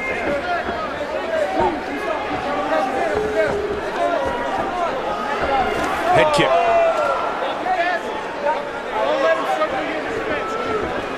Trying to cut off and find an angle is Ross Pearson. Avoids the takedown and throws the knee. Pearson, a very offensive pressure style fighter. Little stumble by Sunsau. Yeah, Sunsau's really adopting the Machida-like stance here. Trying to get that takedown here. Got his hands connected, grabbing a leg. He's got one leg tied up in between his legs. Can he fall backwards and trip him? That is the big question. His new teammate, Dominic Cruz, is telling Ross Pearson to control the head, push the head down of a Sunsau to help himself get free. And he does get free.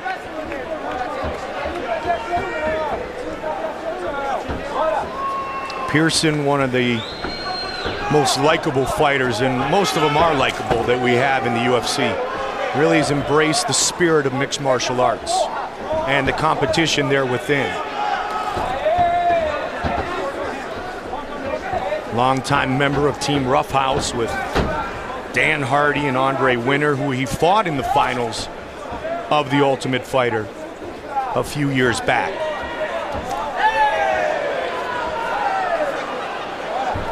See what a Sunsau does from these very unorthodox stances.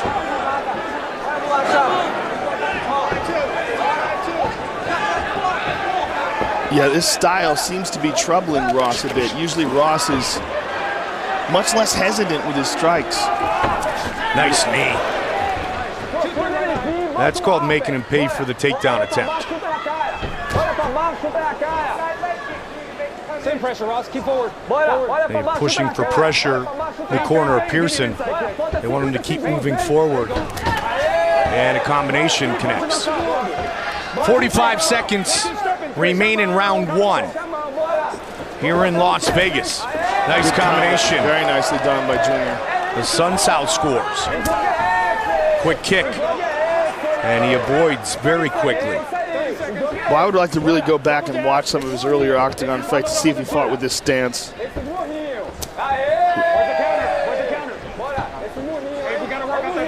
It's definitely as Machida-like as we have seen, because Lyoto is so unique in his fighting style.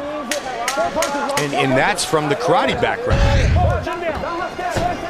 Good punch by Pearson as we come towards the end of the round.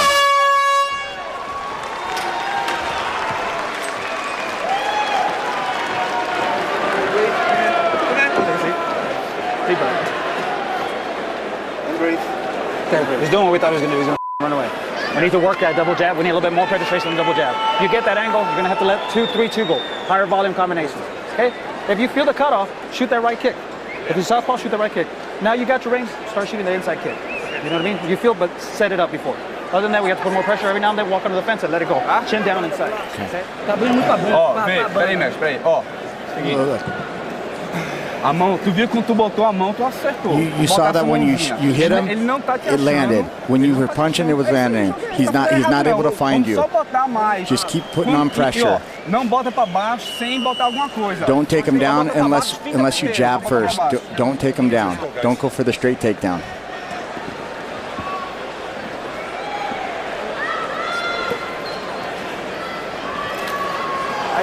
Junior Sun Sal Ross Pearson set for the start of round 2. You ready? You ready? Let's go. Come on. Sun Sal really didn't have any success with his takedown attempts in round 1. They were coming from such a distance.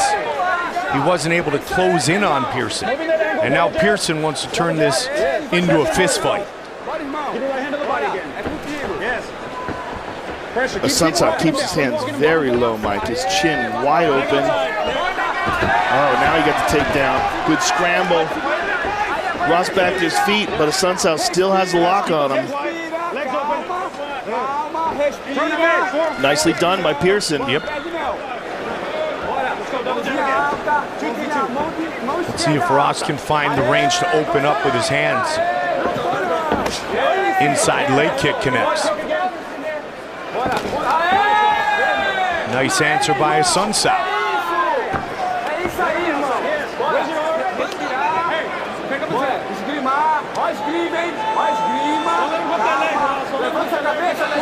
Seven and 1 between UFC appearances and a 7-fight win streak for Junior Sun Sal.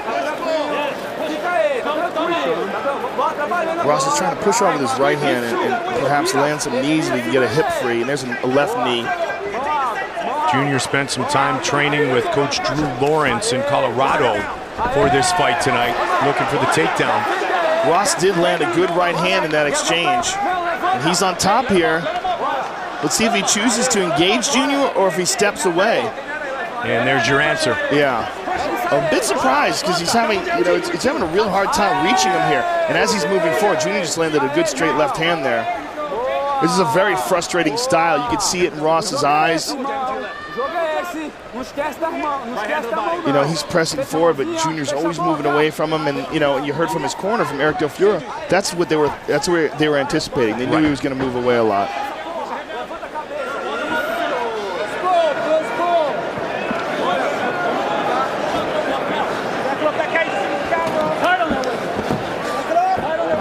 Sun Sal trying to work and pressure Pearson up against the fence here. Just about at the midway point of this fight, scheduled for 3 5-minute rounds. Looking for the knee. Trying to get a head kick in. It's just a really difficult style that Sun Sal has. Just a little cut under the right eye of Junior Sun Sal. I'm sure that's got to be a little bit encouraging for Ross. He knows he's at least reaching. Nice body shot. And I like how... Solid jab. There we go. He utilized his head movement, and now he's starting to tee off. Good right hand there as well. And another left to the body. Beautiful knee to the body by Pearson. This is the kind of fight Ross Pearson wants. Finally, he's got a hold of this guy. Watch the fence. Watch the fence.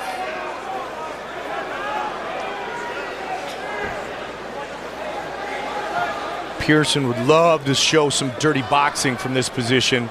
So far, Sun Sal doing a good job of controlling his wrists.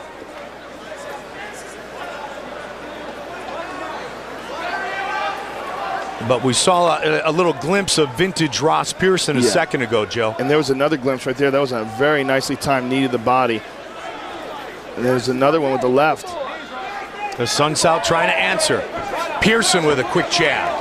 And it was the jab that first hurt him, Mike. A really solid stepping in jab. Looking for the leg.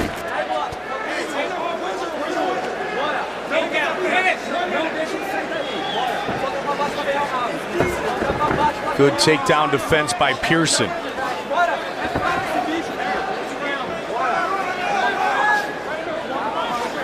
"45 seconds on the clock here in round number 2 as they battle for control. Pearson, watch for another knee here. Nice trip. Beautiful job by Pearson.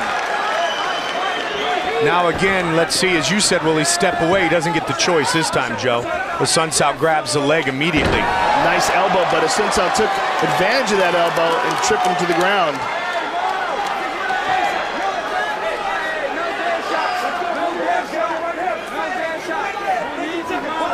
Good back and forth scramble a moment ago with the Sun Sal and Pearson.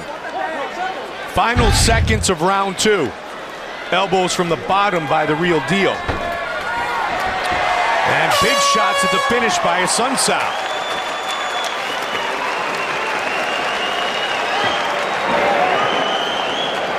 Aí, irmão. Aí. Bora, senta aqui. Sit down. Não se preocupe, é nossa. É nossa. Só segura a onda agora. Só segura a onda. Just hold on, just hold on. Aí, irmão, respira. Just breathe. Respira. Breathe.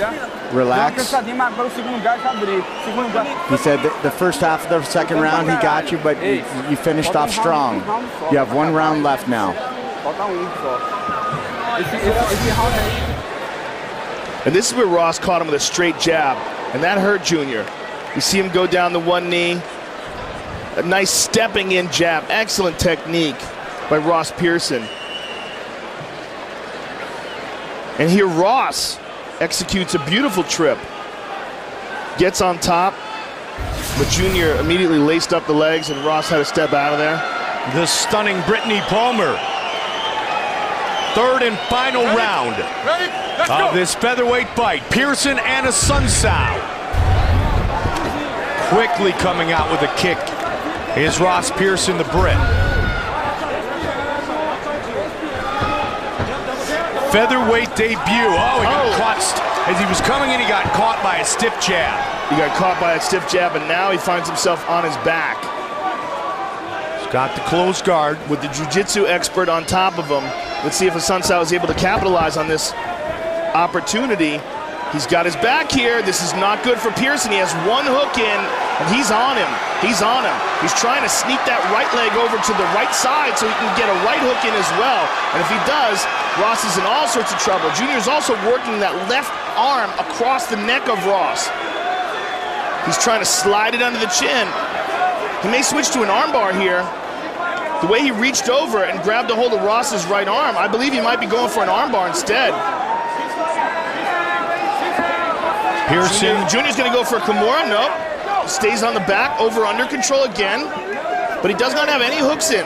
Lost it totally. Lost it totally. Excellent opportunity there for Junior, but he couldn't capitalize on it. And a nice job by Pearson with the elbow of getting back up. And you can see the work with Dominic Cruz and Phil Davis and the time spent on the mat in San Diego paying off for Ross Pearson, who is ever evolving his MMA game. Couple of shots to the body by the Real Deal. Asuncao again with a nice lead. Well, you know, Asuncao learns. Look, he got hurt by a stiff jab, so what does he do? He starts hurting Ross with a stiff jab. A nice stiff stepping in jab.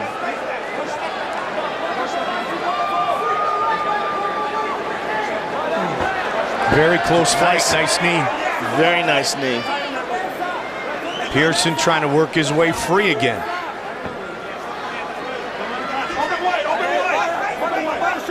Right in front of his corner, telling him, keep the legs open, make it tougher to be taken down. Use that wide stance. Ross landed a couple of good shots to the face there inside that clinch, and Junior's got him down. Ross got one leg free, and he's back up again. Excellent takedown defense by Ross. On the exit, a nice strike by Junior Asuncao. Asuncao with the combination. Midway point of the third and final round. Looking for another takedown is Junior Asuncao.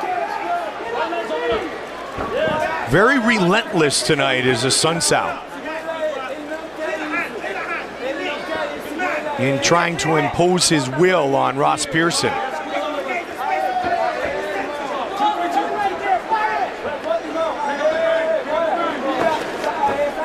Slip and rip by Asuncao. Big deep breaths being taken by Junior. Very nice leg kick there by Ross, and glancing jab, missed with the left hook as well. The cut certainly The cut certainly doesn't seem to have affected Ross Pearson in any negative fashion. He looks very fresh still here in the third and final round.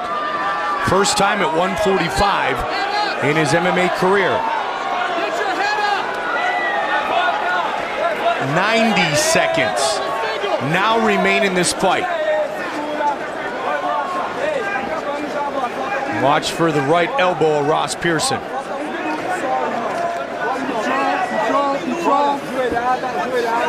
To the body.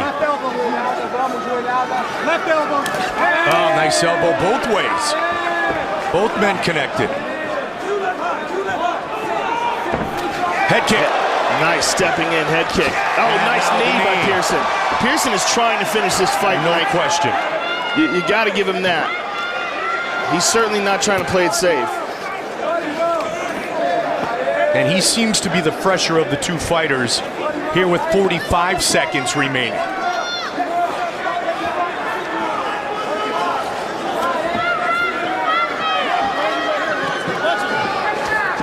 See if he can get another trip. Right hand connects. 30 seconds. Sunset wobbled again. Pearson with a combination body shot. To the body. And followed up by the knee. The Brit pushing forward. 15 seconds.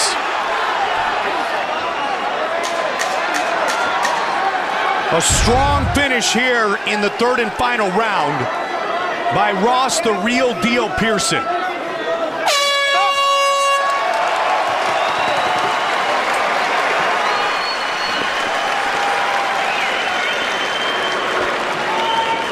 They go the distance. The second round was where Pearson started to find his range and connect, and it started with this stiff jab that dropped Junior. And here's a nice trip there by Pearson. There's a head kick. Very difficult opponent, very hard to look good against Junior Sunsao. And I think a good learning experience for Ross Pearson. And for Junior, a good learning experience for him as well, but I believe that Pearson is going to get the nod here. We will soon find out. Stiff jab was utilized by both fighters. And Junior was able to get Ross down a couple of times, but was unable to capitalize on the position. Here is Bruce Buffer with the official decision.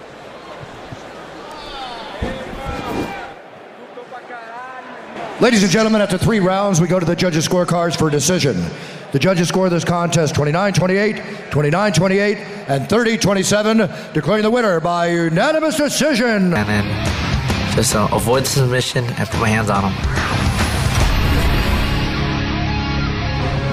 Our tale of the tape for this featherweight fight. Nam Phan, 4 years the elder of Jimmy Hedis, who is 3 inches taller and will have a slight reach advantage. To get things officially started, here is Bruce Buffer. And when the action begins, our referee in charge, Herb Dean.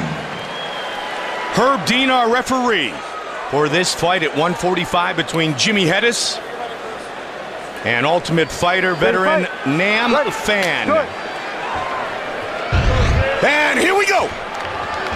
Fight scheduled for 3 5-minute rounds.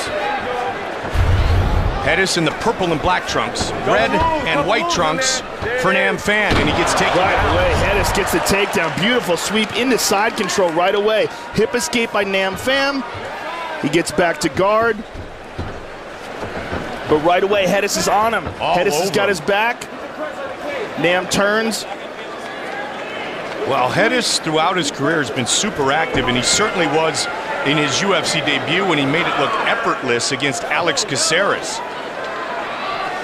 Nam dragged down to the ground again. Hedis is all over him. Hedis just 24 years old. Couple solid punches on the top. Mostly he's moving for position here, but Nam wall walks, got right back up. Nicely done by Nam Phan. As we mentioned, Joe, Hedis is 9-0 with all 9 fights. Won by submission, 4-0 as an amateur, and he finished all 4 of those fights by submission. He's very tricky. He tripped him. He's got him out of the guillotine. He's got Nam in the guillotine. He's only got one arm here. You can finish one-arm guillotine chokes. He's putting pressure on it right now. He's got to post with the right arm. He posts with the right arm, put it down on the mat, and then arches back. Gives it he up. Lost it. Oh, good punches from the top here. Oh, Nam Phan's in trouble early. Jimmy Hedis pouring it on. Good shots by Hedis. Wow. What a start for Jimmy the Kid Hedis. Nam is overwhelmed here, Mike. Absolutely. Oh, he's on the side. He's turning over. He may end it right here. He is all over Nam Fan. Herb Dean right on top of the action.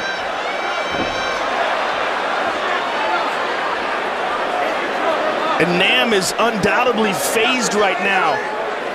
And I think probably in a bit of shock. Yeah, he's rocked, he took some solid punches, and that's when it gets really dangerous, and that's when it's even easier to submit a guy. And Hedis has only one hook in, he's riding on top of him though.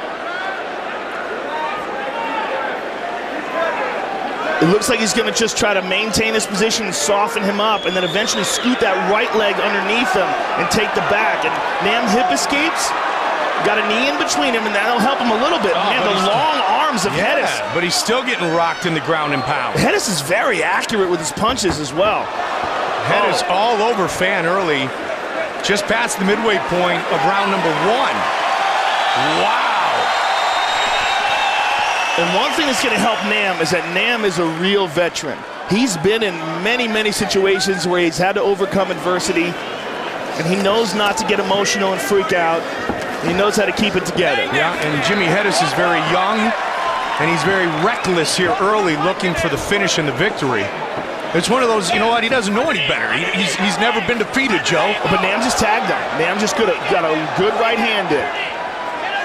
And Nam seems to have recovered from those punches he took in the ground and pound. But Jimmy just jumped right back on him again. Hip toss. Oh, beautiful. Beautiful execution. Right into side control. He's going to step over with that leg. Mount. Full mount by Hedis. Wow. Against an extremely experienced Brazilian Jiu-Jitsu black belt. Hedis has had success with his ground and pound already. Nice elbow. Nam is giving up that arm. He's giving up that right arm. Looking for the arm bar, looking for the finish. And Nam's going to try to turn and spin towards him. Man, he's holding on to those hands. He's trying to keep them together. Yeah, Hedis does not have the left leg across the face, and that's another thing that's saving Nam. Now he does, sort of. It's a little high on the head. Big shots again. Oh, man. Man, he's all Nam is eating a shot. And Nam is defending, but he's getting battered while this is happening. Going to the ribs, going to the face. Now Hedis is in full spider web here. What a crazy one-sided first round. This is crazy. I mean, this Jimmy Hedis kid is a wild man. He stepped that leg off, lost control there just to land that punch, but was confident that he could put the left leg back over. A lot of blood coming from the face of Nam Pham. You see it all over the leg of Jimmy Hedis. He's just got to get that arm free and separate it. Nam so far showing good defense. He wants to roll over and get on top so he can stack Jimmy Hedis. But Hedis' control is just too good. Went back to full mount here at the end of the round. Battering Nam Pham. A huge first round for Jimmy Hedis. Amazing round for Hedis. Wow! And they are on their feet at the MGM Grand Garden Arena.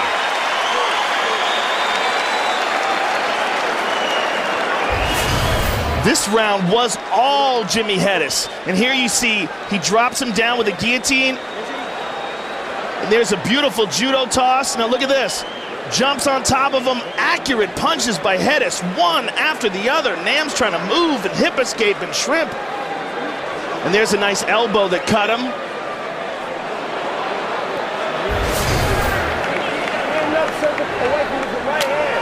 Nam Pham, Jimmy Hedis, round 2. How confident must Hedis be coming into the second round? Yep. He faked him and dropped down for a low single. Didn't get it.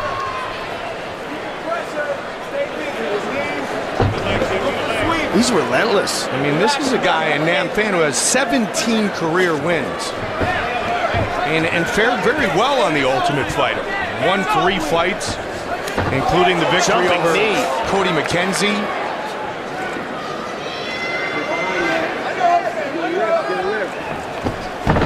Dragged him down to the ground again.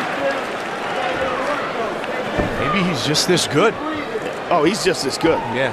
Well, you know, like I said, in his debut against Alex Caceres, I was very impressed the way he jumped on the choke. Right. And he made it look effortless. Yeah, he did. Leg lock.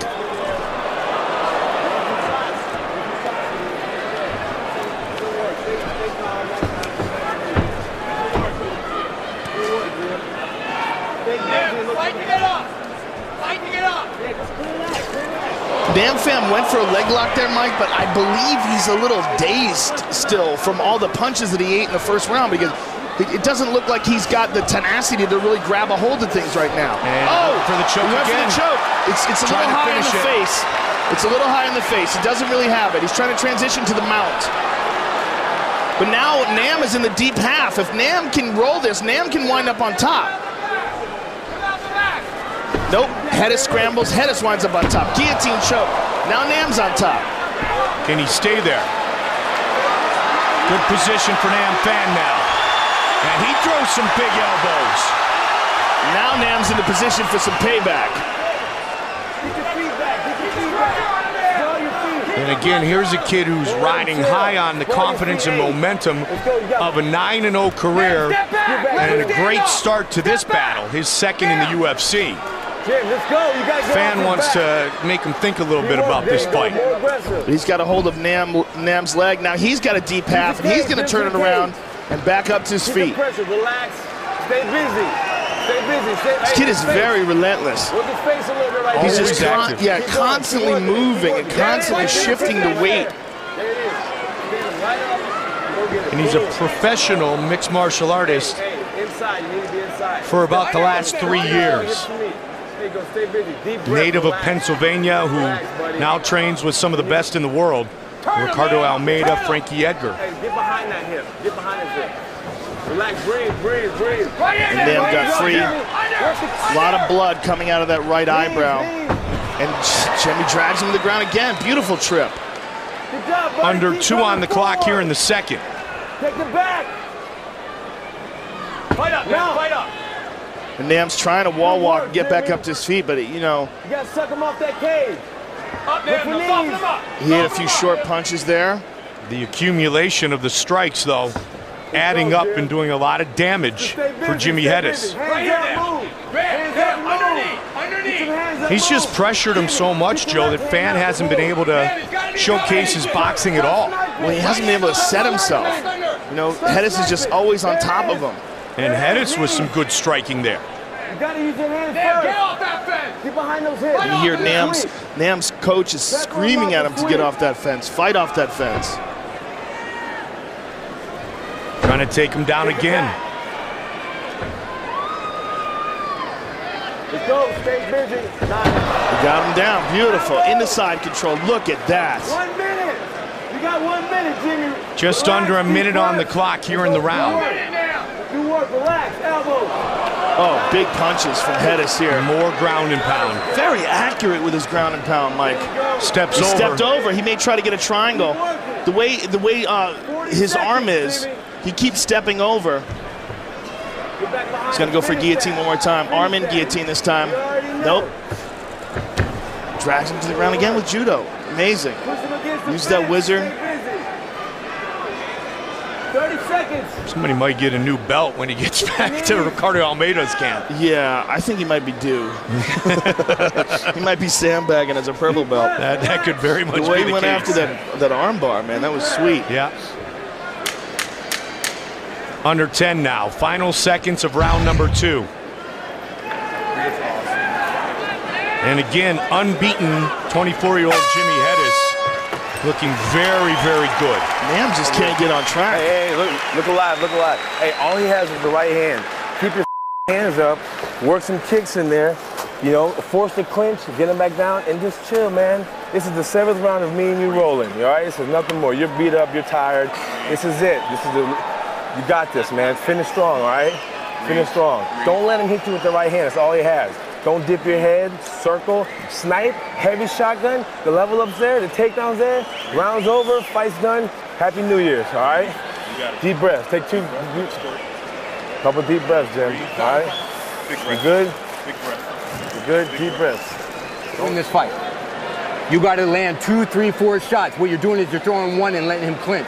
Don't let him clinch on that shot. Big breath. The stunning Brittany Palmer.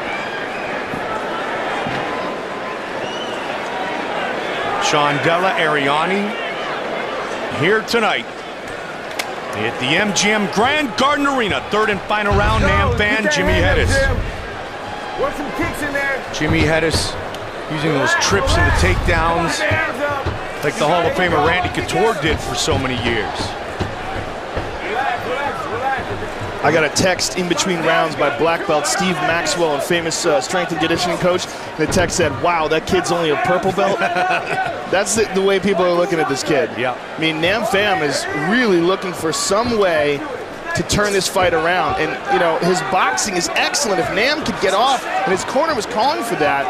But even this, I mean, Hedis has a long reach. He uses it well. There's a nice jab by Nam. Hedis will throw the head kick, too, occasionally. Well, Nam is definitely listening to his corner, but he got clinched, and he got taken down again. Wow. Jimmy Hedis facing by far the most experienced and toughest opponent of his MMA career in Nam Pham. Trying to remain unbeaten in his MMA career. He is just on Nam Pham here. Knee to the body.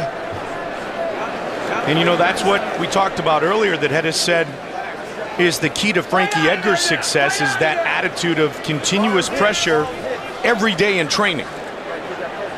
Well, as we said, you can certainly absorb a lot from great training partners, and it's a huge honor and privilege for that young man to be able to train with the lightweight champion of the world. More ground and pound that works. And you know, Frankie Edgar's not just the champ, he's really a very special individual, and the fact that he's one of the very few guys in the lighter divisions that doesn't cut any weight at all. Right. Walks around at 155 pounds and beats the best fighters in the world. Guys that are cutting down from 180 and even bigger, some of them. And it is the pressure, the conditioning, the technique, the heart, the skill, everything. Nice knee.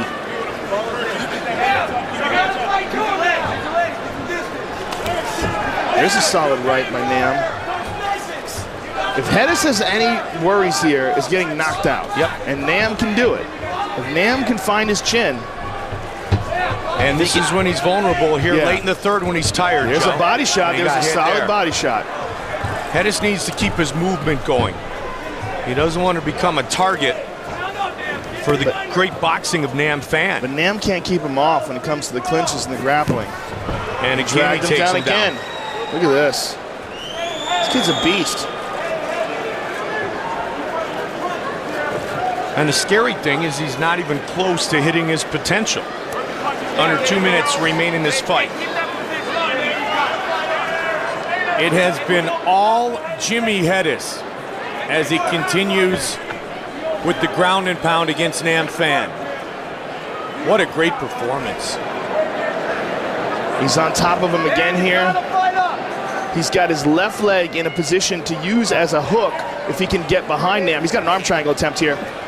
He's got to get his left leg free, and he's got Nam locked up in an arm triangle. He needs to get his left leg free. The left leg is free. Now he needs to scoot his hips out and get his right leg out. He does that.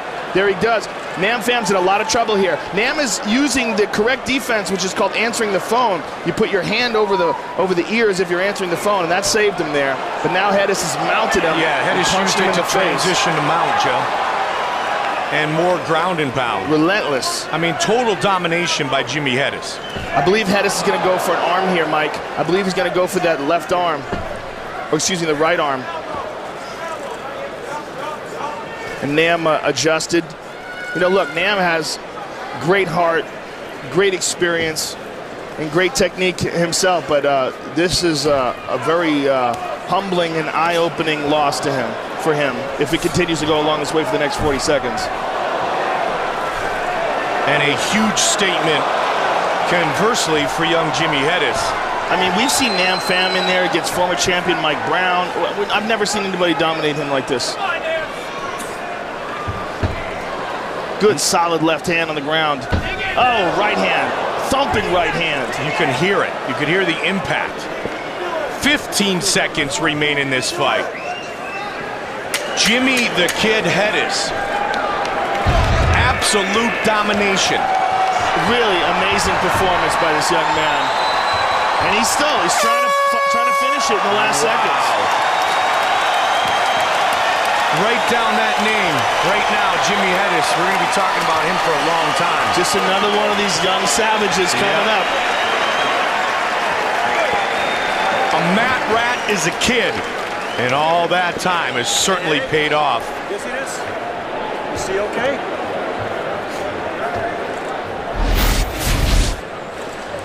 And here is just one of the many takedowns and trips that Jimmy Hedis executed.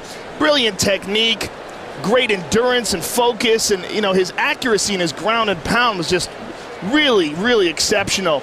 Nice elbows, and that's one of the ones that cut Nam Pham. Dropped him down again. Just great punching up against the fence. I mean, really a really amazing performance by this young man. If you knew how tough Nam Pham was, if you'd seen him fight before, this would be all the more impressive. The great performance tonight by Jimmy the Kid Hedis. And with the official decision, here is Bruce Buffer. Ladies and gentlemen, after 3 rounds, we go to the judges' scorecards for a decision.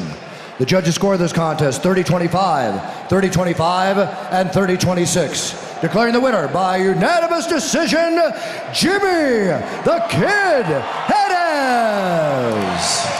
10-0 in his mixed martial arts career, 2-0 in the octagon, 24-year-old Jimmy Hedis. At one point, you will be required to dominate and defeat one of the game's true veterans, and that's the challenge tonight for Alexander Gustafsson as he fights Vladimir Matyushenko. Originally scheduled to meet earlier before injury intervened, the light heavyweight matchup between young gun Alex Gustafsson and veteran Vladimir Matyushenko is almost like a fine wine. It's only gotten better with time.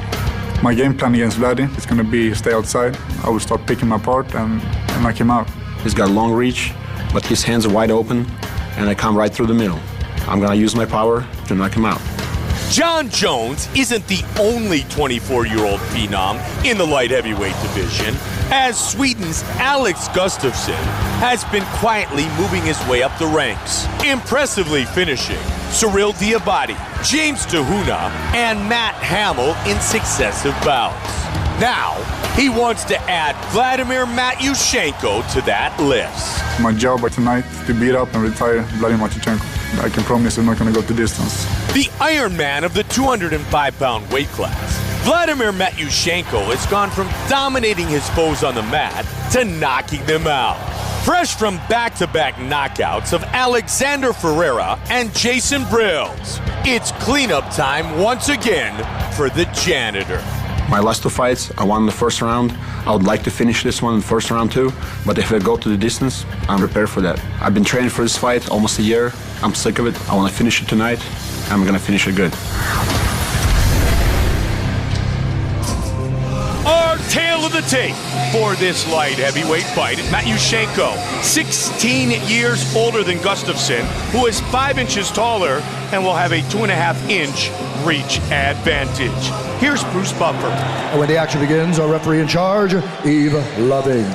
Yves Lavigne, our referee for this light heavyweight fight. Step back a little bit, please. Thank you. Back a little bit. The beautiful Ariani. Matyushenko and Gustafsson. And here we go. Fight scheduled for 3 5-minute rounds. Long and lean is the 24-year-old Swede. He's showing Vladdy some feints with the legs, making him think about the kicks. Matyushenko, national champion back home, 5-time Belarusian national champ. Very experienced wrestler, defeated both Royce Alger and Kevin Jackson. Kevin Jackson, an Olympic gold medalist during their wrestling days. And Vladdy took a big swing and a miss there.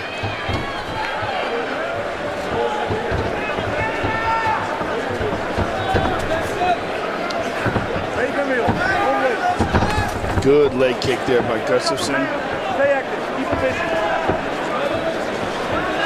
Stay active. Keep it busy.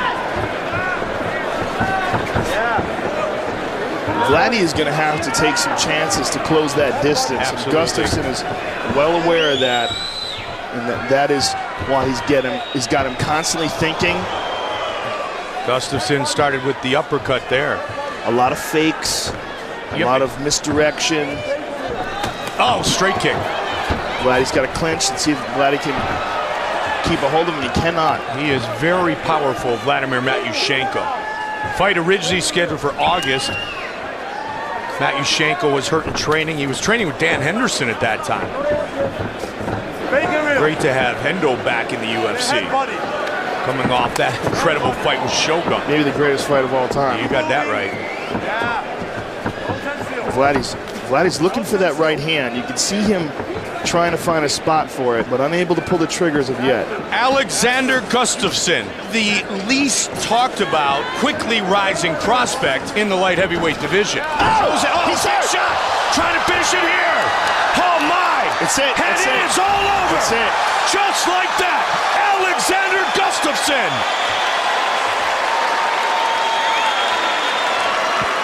Wins for the 5th time in the octagon.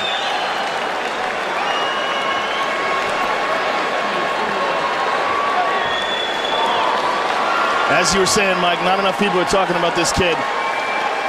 To stop a great veteran like Vladimir Matyushenko that quickly. Let's see this again. Wow. With the jab, he stepped into it. Right into it. He ran right into that jab. Let's see it again. Yeah, literally ran into it. Man, that is the worst thing that you could ever do. Running right into a punch like that, it just accentuate the power.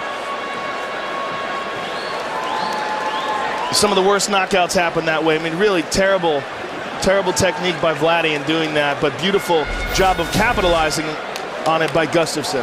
Eric Del Fiore, so excited for the young prospect, Alexander Gustafsson, who finishes the janitor, Vladimir Matyushenko, here in the first round. Bruce Buffer has the official decision. Ladies and gentlemen, referee Yves Leving has called a stop to this contest at 2 minutes, 13 seconds of the very first round. Declaring the winner by TKO, Alexander the Mauler Gustafsson. Huge win for Alexander Gustafsson. And a huge hug for Joe. All right, I'm here with the Mauler, Alexander Gustafsson. A huge victory for you, a huge name in Vladimir Matyushenko. Give us your thoughts on the fight. You know, I was prepared for 3 hard rounds, and Vladimir's a tough guy. I look up to him. He's a really good fighter, been here for a long time, but yeah, I got the knockout. Well, you have this long reach advantage, and obviously it's very difficult for guys to close the distance. As he was trying to close the distance, let's take a look at it. You just timed it perfectly. You knew he was coming at you. You caught him with this beautiful straight jab, and you see he's badly, badly hurt, and you jumped all over him here. Yeah. I see that. It was a good punch. It was my day today. It's my dream to fight here in Vegas. I got my biggest win in my life. Well, Alexander, you've been on a tear lately. What's next for you? What kind of competition would you like to face next in the octagon? You know, I just take one fight at a time, and I want to win my fight, so... Very funny. The UFC lightweight division is as rich in talent as any in MMA today. And tonight, Donald Cerrone looks to win his 5th straight in the UFC by taking out Nate Diaz. And now here's Joe with tonight's keys to victory.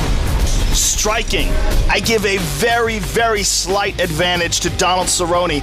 Nate Diaz has outstanding striking. He's got great hands, but prefers to mainly attack with the hands, whereas Donald Cerrone has a wide variety of techniques that he chooses to attack with.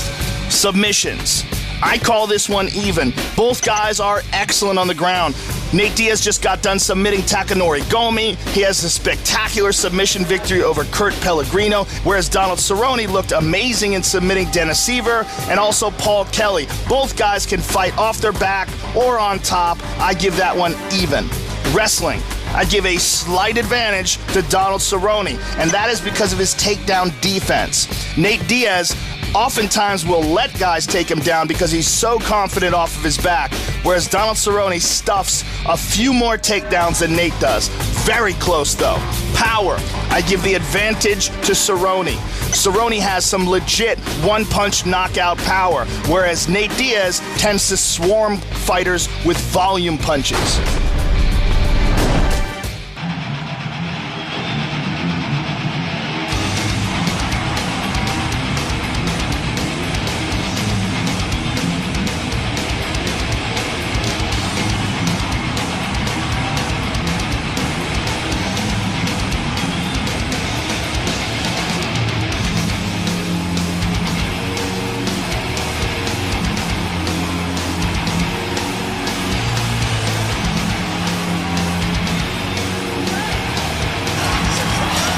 Fighting for the 5th time here in 2011, looking to go 5-0 in his UFC career, Donald Cowboy Cerrone. In the most interesting and the most motivating factor in this fight is that Donald Cerrone and Nate Diaz, their mentality about fighting is exactly the same. Some people say it's a competition, and it is. They have the respect of martial arts, which we've talked about.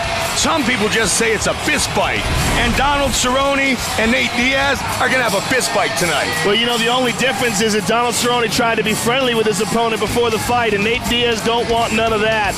Both guys can throw down. Both guys are as tough as they come. Both guys are very well-rounded and very experienced, and both guys are peaking. A granite chin, a great rangy striker, combined with Nate Diaz's last 18 fights, 10 of the last 18 combined fights have earned post-fight awards.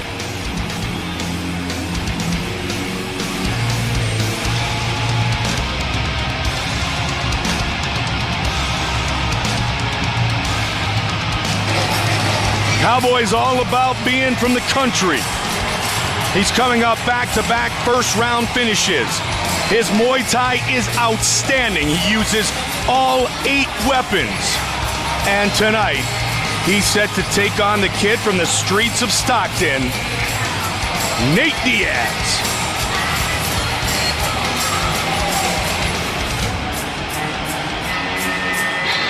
Bonuses in 3 of his first 4 UFC fights, riding a 6-fight win streak.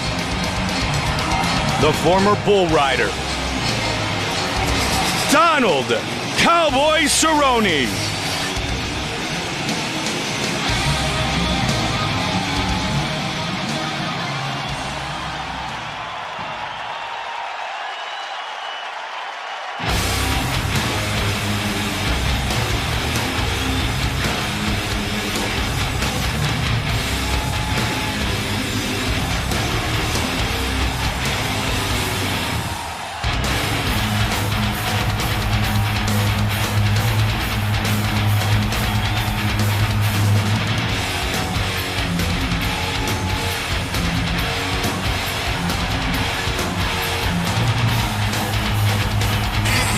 Nate Diaz, the little brother, by 20 months.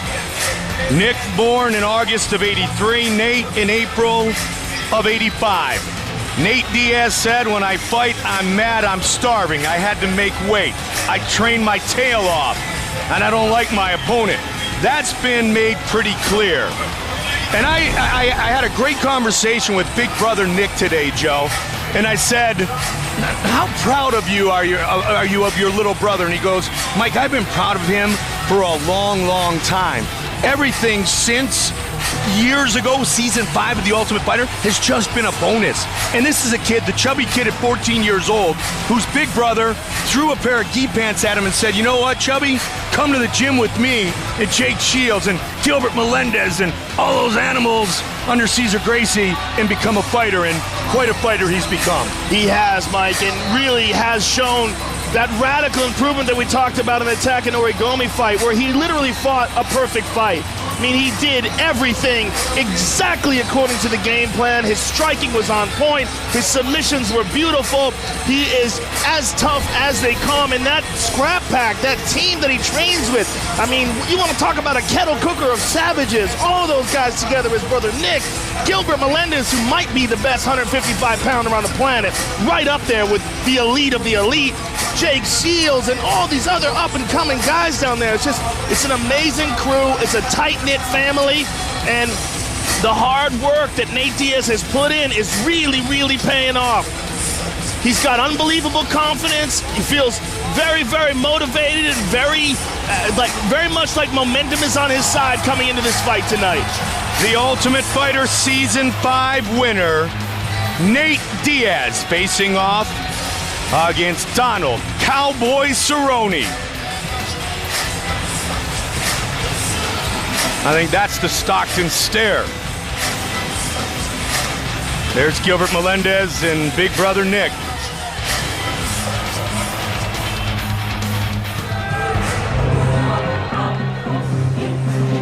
Our tale of the tape for this lightweight fight. Nate Diaz, 2 years younger than Cowboy. Diaz will have a 3-inch reach advantage. Once again with the official introductions, Bruce Buffer. Ladies and gentlemen, this is the co-main event of the evening. 3 rounds in the UFC lightweight division. Introducing first, fighting out of the blue corner. This man is a Muay Thai kickboxer, holding a professional record, 17 wins, 3 losses, 1 no contest. He stands 6 feet tall, weighing in at 156 pounds. Fighting out of Albuquerque, New Mexico, Donald Cowboy Cerrone. And now introducing his opponent, fighting out of the red corner. This man is a Gracie Jiu-Jitsu fighter, holding a professional record, 14 wins, 7 losses, standing 6 feet tall, weighing in at 156 pounds. Fighting out of Stockton, California, ladies and gentlemen, he is the Ultimate Fighter Season 5 winner, Nate Diaz! And when the action begins, our referee in charge, Herb Dean. All right, gentlemen. Okay, we've been over the rules. Protect yourself at all times. Follow my instructions. I'm going to keep it clean. At this time, you can touch gloves. Or not. I love it, Herb. Great ad-lib. Or not. Nicely done, Herb. And for once, it's Cowboy giving the finger. Yep. Nate Diaz. Donald Cerrone. Here we go. They begin the battle quickly.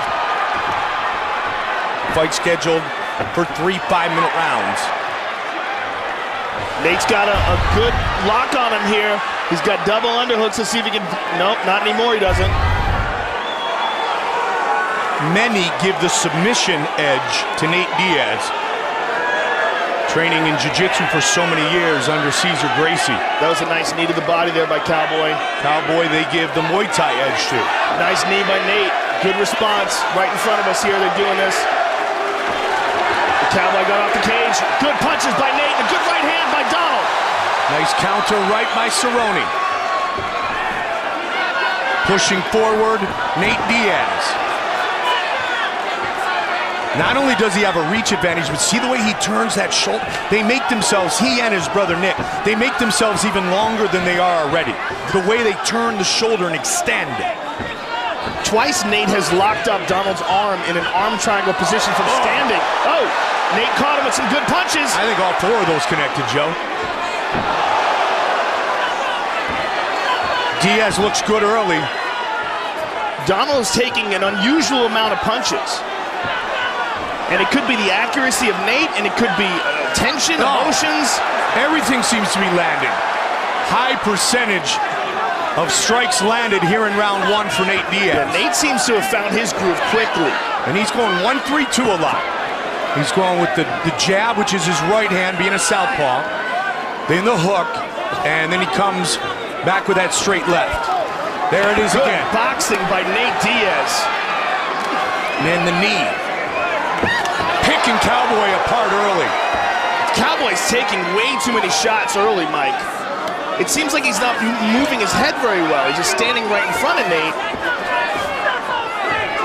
That's where the accuracy of the Diaz brothers is as good as any in mixed martial arts today. And they snap at the end of their punches. Oh, again, and there you see it. That's the snap. Cowboy is wandering forward. There's a nice leg kick by Cowboy, but he can't keep eating these punches. And Nate is just so accurate tonight. And this is like, he's picking up where he left off in the Takanori Gomi fight, Mike, where his timing, his accuracy, and his punches was just on point. Well, Joe, be it a fighter or any professional athlete, there comes a certain point where you finally break to that next level, and oftentimes you stay at that next level. That's what we're seeing from Nate Diaz here now. Yeah, Nate Diaz is picking Cowboy apart with the boxing. Again, with multiple strikes that land. And Cowboy's trying with kicks and knees, but when it comes to a straight boxing contest, he's getting owned. Head kick. Nice leg kick. He needs a lot more of those. Yeah, that's what he needs, but he doesn't need any more of those. He must use his legs more and utilize some head movement here. Yeah, I mean, he's just a sit and duck for punches. It's really kind of shocking. I've never seen him get picked apart like this before with boxing.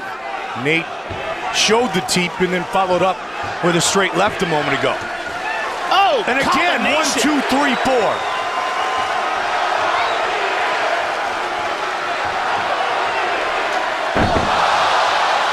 Slip by Cowboy, looking for the head kick again. Donald's mouth is wide open, and I don't know what that is. I don't know if he got his jaw hurt.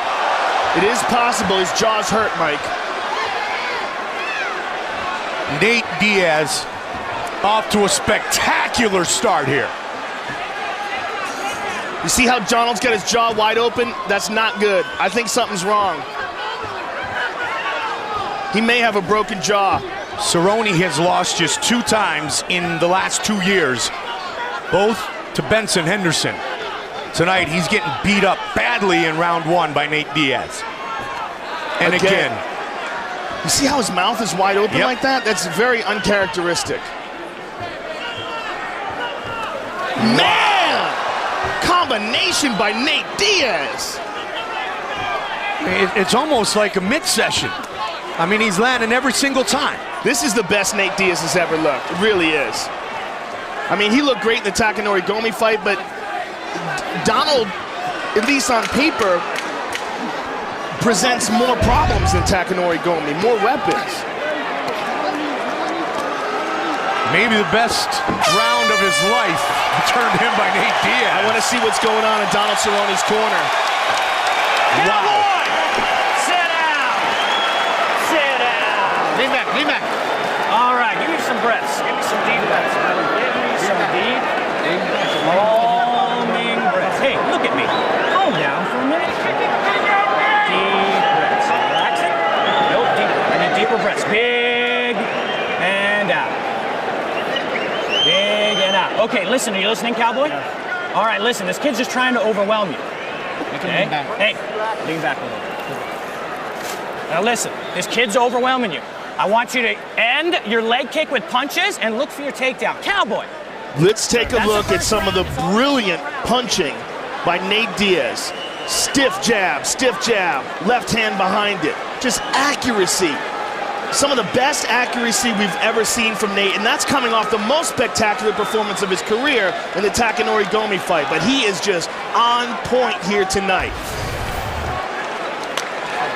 And he's looking very confident coming into the second round. And justifiably so. And Donald Cerrone is not looking that confident. He didn't say anything about his jaw in between rounds. Well, we know he's got a granite chin, and it's been popped over and over again. And he looks tired. He just looks slow tonight, Joe. And let's not take anything away from Nate Diaz, though. There's a nice leg kick, and he absolutely needs more of that. Now, Donald, this is his 5th fight here in 2011. He has 4 wins in the last 10 months. And Diaz, like you said, it's picked up right where he left off against Takanori Gomi. Donald's having success with the leg kick, and he tried for a high knee there. It's with the boxing that he's getting messed up. And there's another nice kick. He needs more of those. He needs more of that. Yep. A little change in momentum, perhaps. Let's see if he can keep his movement going. He'd like to use the clinch. The Diaz brothers throw mostly Nate's got his back. Nate's got his back here. Outstanding submission skills possessed by Donald both spun men. around. Donald got his back. Not quite as dominant here early in round 2 as Diaz. Diaz checked that leg kick.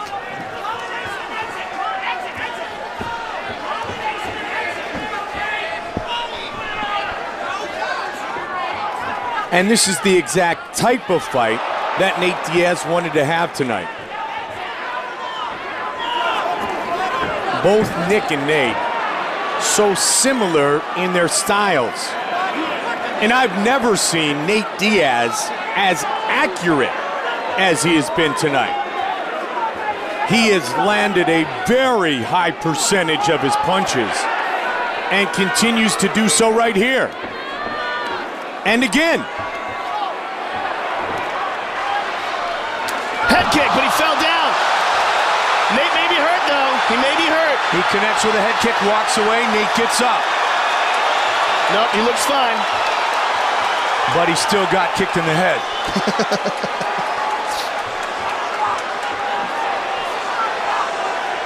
Cowboy again takes the legs out. And Cowboy's having some success with kicks in this round. Avoiding the boxing and utilizing his legs is helping him here. Starting to see a lot more of the diversified attack in the Muay Thai of Cowboy here in this second round. Good punches by Cowboy here. Good check by Nate. Again, he looked to take him Good out. left hook by Nate. A good right hand behind it. Cowboy hit over and over again by that right hand. Big, long, Nate stiff Diaz. jabs by Nate. Nice elbow by Nate.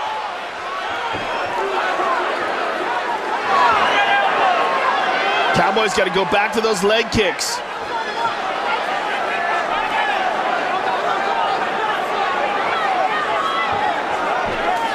He went for the high kick again. 90 seconds remaining in the second round. And again, he trips him up. You know, the legs are heavier than the hands, Joe, and all the leg kicks that Cowboy's starting to try to land might be taking a little bit out of Diaz, but it doesn't look like it there. But he wants to continue to throw the kicks. Another nice combination by Nate. And it's those 50% power punches that him and his brother love to throw and then mix up with hundreds every now and then. So effortless. Pap. And those punches land, you know, and the punches that land are the most dangerous ones. And the way they throw them, the way they're so effortless, the way they flow, Nate Diaz could do it for 12 rounds if he wanted to. And on top of it, these guys both, him and his brother rather, both have amazing endurance. Both guys regularly compete and try. Oh! He got rocked. 30 seconds now on the clock in the second round. They continue to swing away. Much closer round, this round 2. Donald's bleeding badly out of his nose and mouth. And that may be one of the reasons why his mouth is open. If his jaw's not hurt, he may have a cut inside of his mouth. Final seconds of the second. It's hard to tell what they're cheering. Are they cheering Diaz? It seems like they were. Body. Nice shot. A better round for Cowboy, but I still think Nate is getting him with the boxing.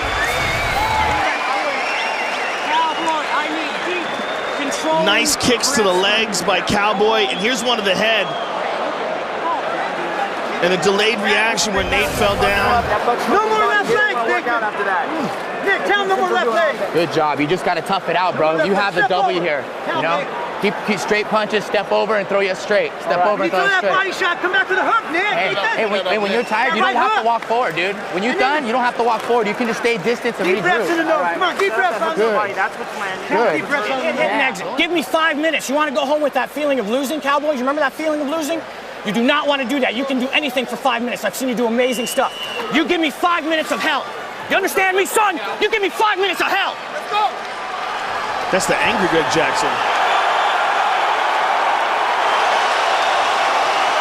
That's about as animated as I've seen Greg Jackson. Yeah. How much does Donald Cerrone have in the tank here? And how much can he adjust? Can he go 5 minutes and put it at that hellish pace that was talked about? To the body. Good right hook. Up by the hook. Nate is so light on that front leg. That's why he was getting tripped up so much in the second round by Cowboy.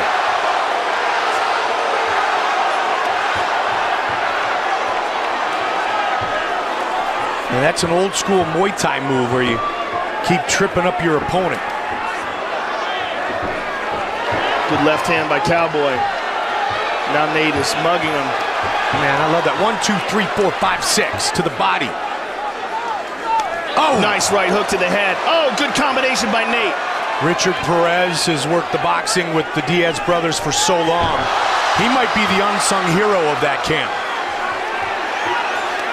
Kick to the body by Nate. Very nice. Nate again with nice that jab. Long jab. Did you see him snap it right at the end, Joe? Yeah, absolutely. That's something both him and his brother are excellent at. The Stockton slap.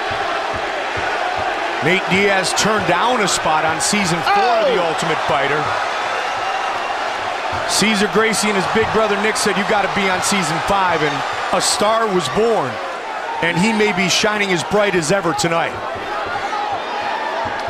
3.5 left in the fight. Nice knee to the body by Cowboy right there. Nice leg kick that was checked. And again, he's got to land that over and over again. Just throw it, even if he checks it. Kick right through it. If there's an advantage that Cowboy has, it is in his kicks. He's just not using them enough. Used him more in the second round than he did in the first, but... The first was total domination. Oh, to the body again. Beautiful combination by Nate Diaz. You know, as time goes on, he's just looking more and more like his brother. Nice sweep by Cowboy.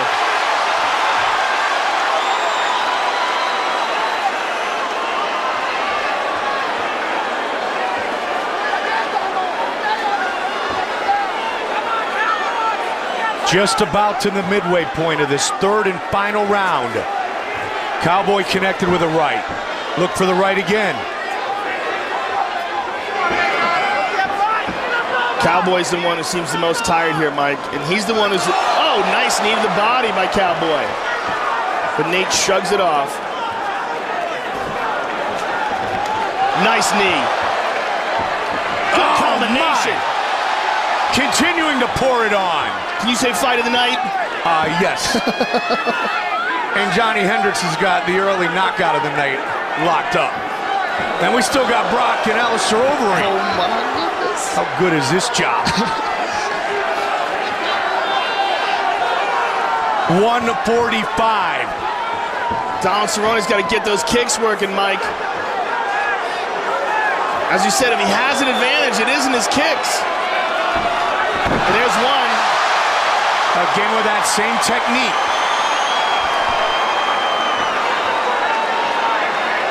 That cup kick has worked all night long. And Nate's going to the body. Nate saw him take a deep breath and reacted to it and pressed forward. Donald's trying to gut this out.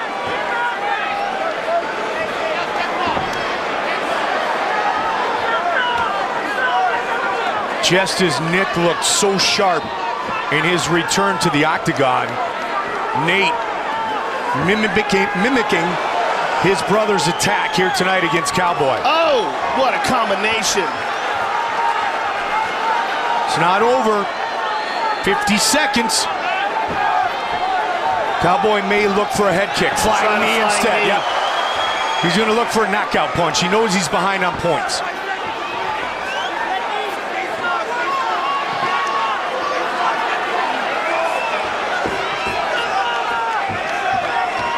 The big difference was the first round turned in by Nate Diaz. I think he did a lot of damage in that first round, Mike, and Cowboy's been trying to recover ever since. 20 seconds remain. There it is. You knew it was coming. Tripped up again. And Cowboy keeps looking up at that clock. Final seconds of this fight. Watch for it one more time. It is all over. What a fight. What an absolutely tremendous fight. I'm glad they shook hands after that. Yeah. Wow.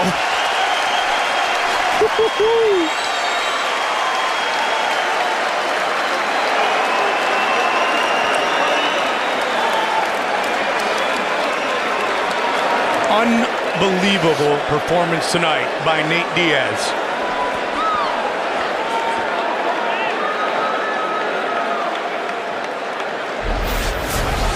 Nate Diaz as sharp as we have ever seen him with his boxing. Here we see him mix it up to the body and the head, knees in the clinch. The first round, he was just absolutely brilliant. And then throwing those 50% power punches, but throwing them in with volume over and over again, finding Donald Cerrone's face. And you see it, he's not throwing them as hard as he can, but he's throwing them to land them. Pop, pop, pop, over and over again. Just overwhelmed Donald in that first round. Now Cerrone in the second round started getting his groove with kicks. Landed that head kick, but fell down while doing it. Over and over again, swept the legs out. Just didn't quite land enough of them. Landed good leg kicks, but not quite enough. And not enough to take Nate Diaz out. Nate Diaz, Donald Cerrone go the distance here tonight. Nate looked a lot tonight like his brother Nick did against BJ Penn in his return to the octagon. With the official decision, here is Bruce Buffer. Ladies and gentlemen, after 3 rounds, we go to the judges' scorecards for a decision. The judges score this contest 30-27, 30-27, and 29-28, declaring the winner by unanimous decision, Nate Diaz!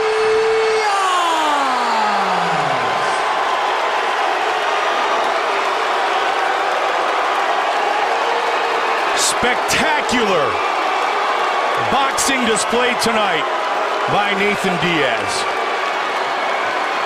All right, I'm here with the winner, Nate Diaz, in the performance of your career. Coming off the past performance of your career in the Takanori Gomi fight. Your boxing was just on point tonight, man, especially in that first round. That seemed to be a big difference in this fight. Yeah, I trained hard. I got really good training partners like Gilbert Melendez, Nick Diaz, Jake Shields, my boy, Cesar Gracie, and Richard Perez, my boxing coach, Douglas Brothers, and thank you Cole Miller, Micah Miller, and Josh Neer for coming out to train with me. Let's take a look at the first round, Nate, because you came out from the very first bell and just landed accurate punches over and over and over again. Do you consider this the best performance of your career? I gotta sit back and watch, man. I got poked in the eye with the fist a couple of times. So I hope I didn't look too sloppy, but I'm glad I got the win. Well, listen, it is a great fight against a great opponent. You know, Donald Cowboy Cerrone and you put on what's maybe the fight of the night. An amazing fight. Congratulations on, in my opinion, the best performance of your career. Thank you very much. One more real time. I got a friend who just passed away. His name is Dominic Dario. He's actually, I just kind of met him, but he's a really good guy. He just passed away, so my heart goes out to his family and all his friends from Stockton. I'm sorry about your loss. And I want to thank my team, Cesar Gracie Fight Team, and Jake, Nick, Gilbert, Victor Gowden, Richard Perez, everybody, and Donald Cerrone for the fight. Sorry about all the that went down, man. That's just TV. So congratulations on an awesome fight. Nate Diaz, ladies and gentlemen. Cole Miller went to train with Nate Diaz because he said they have a common enemy in Donald Cerrone. All right, I'm here with Donald. Donald, obviously a very, very tough fight. It seemed like there was a lot of points in the fight where you had your mouth open. We were worried that maybe there was something wrong with your jaw. Did you get your jaw hurt early in the fight? I got headbutted by a horse and split my lip open, so I had a split lip. But that's headbutted by your horse, did that? This guy, I guess you got him talking to me tough. So all I was talking about. He brought it. Tough dude. Vegas, thank you. I promise I'll fight my ass off every time. It's the best I can give you all. I don't know. Donald, you're one of the best in the business. So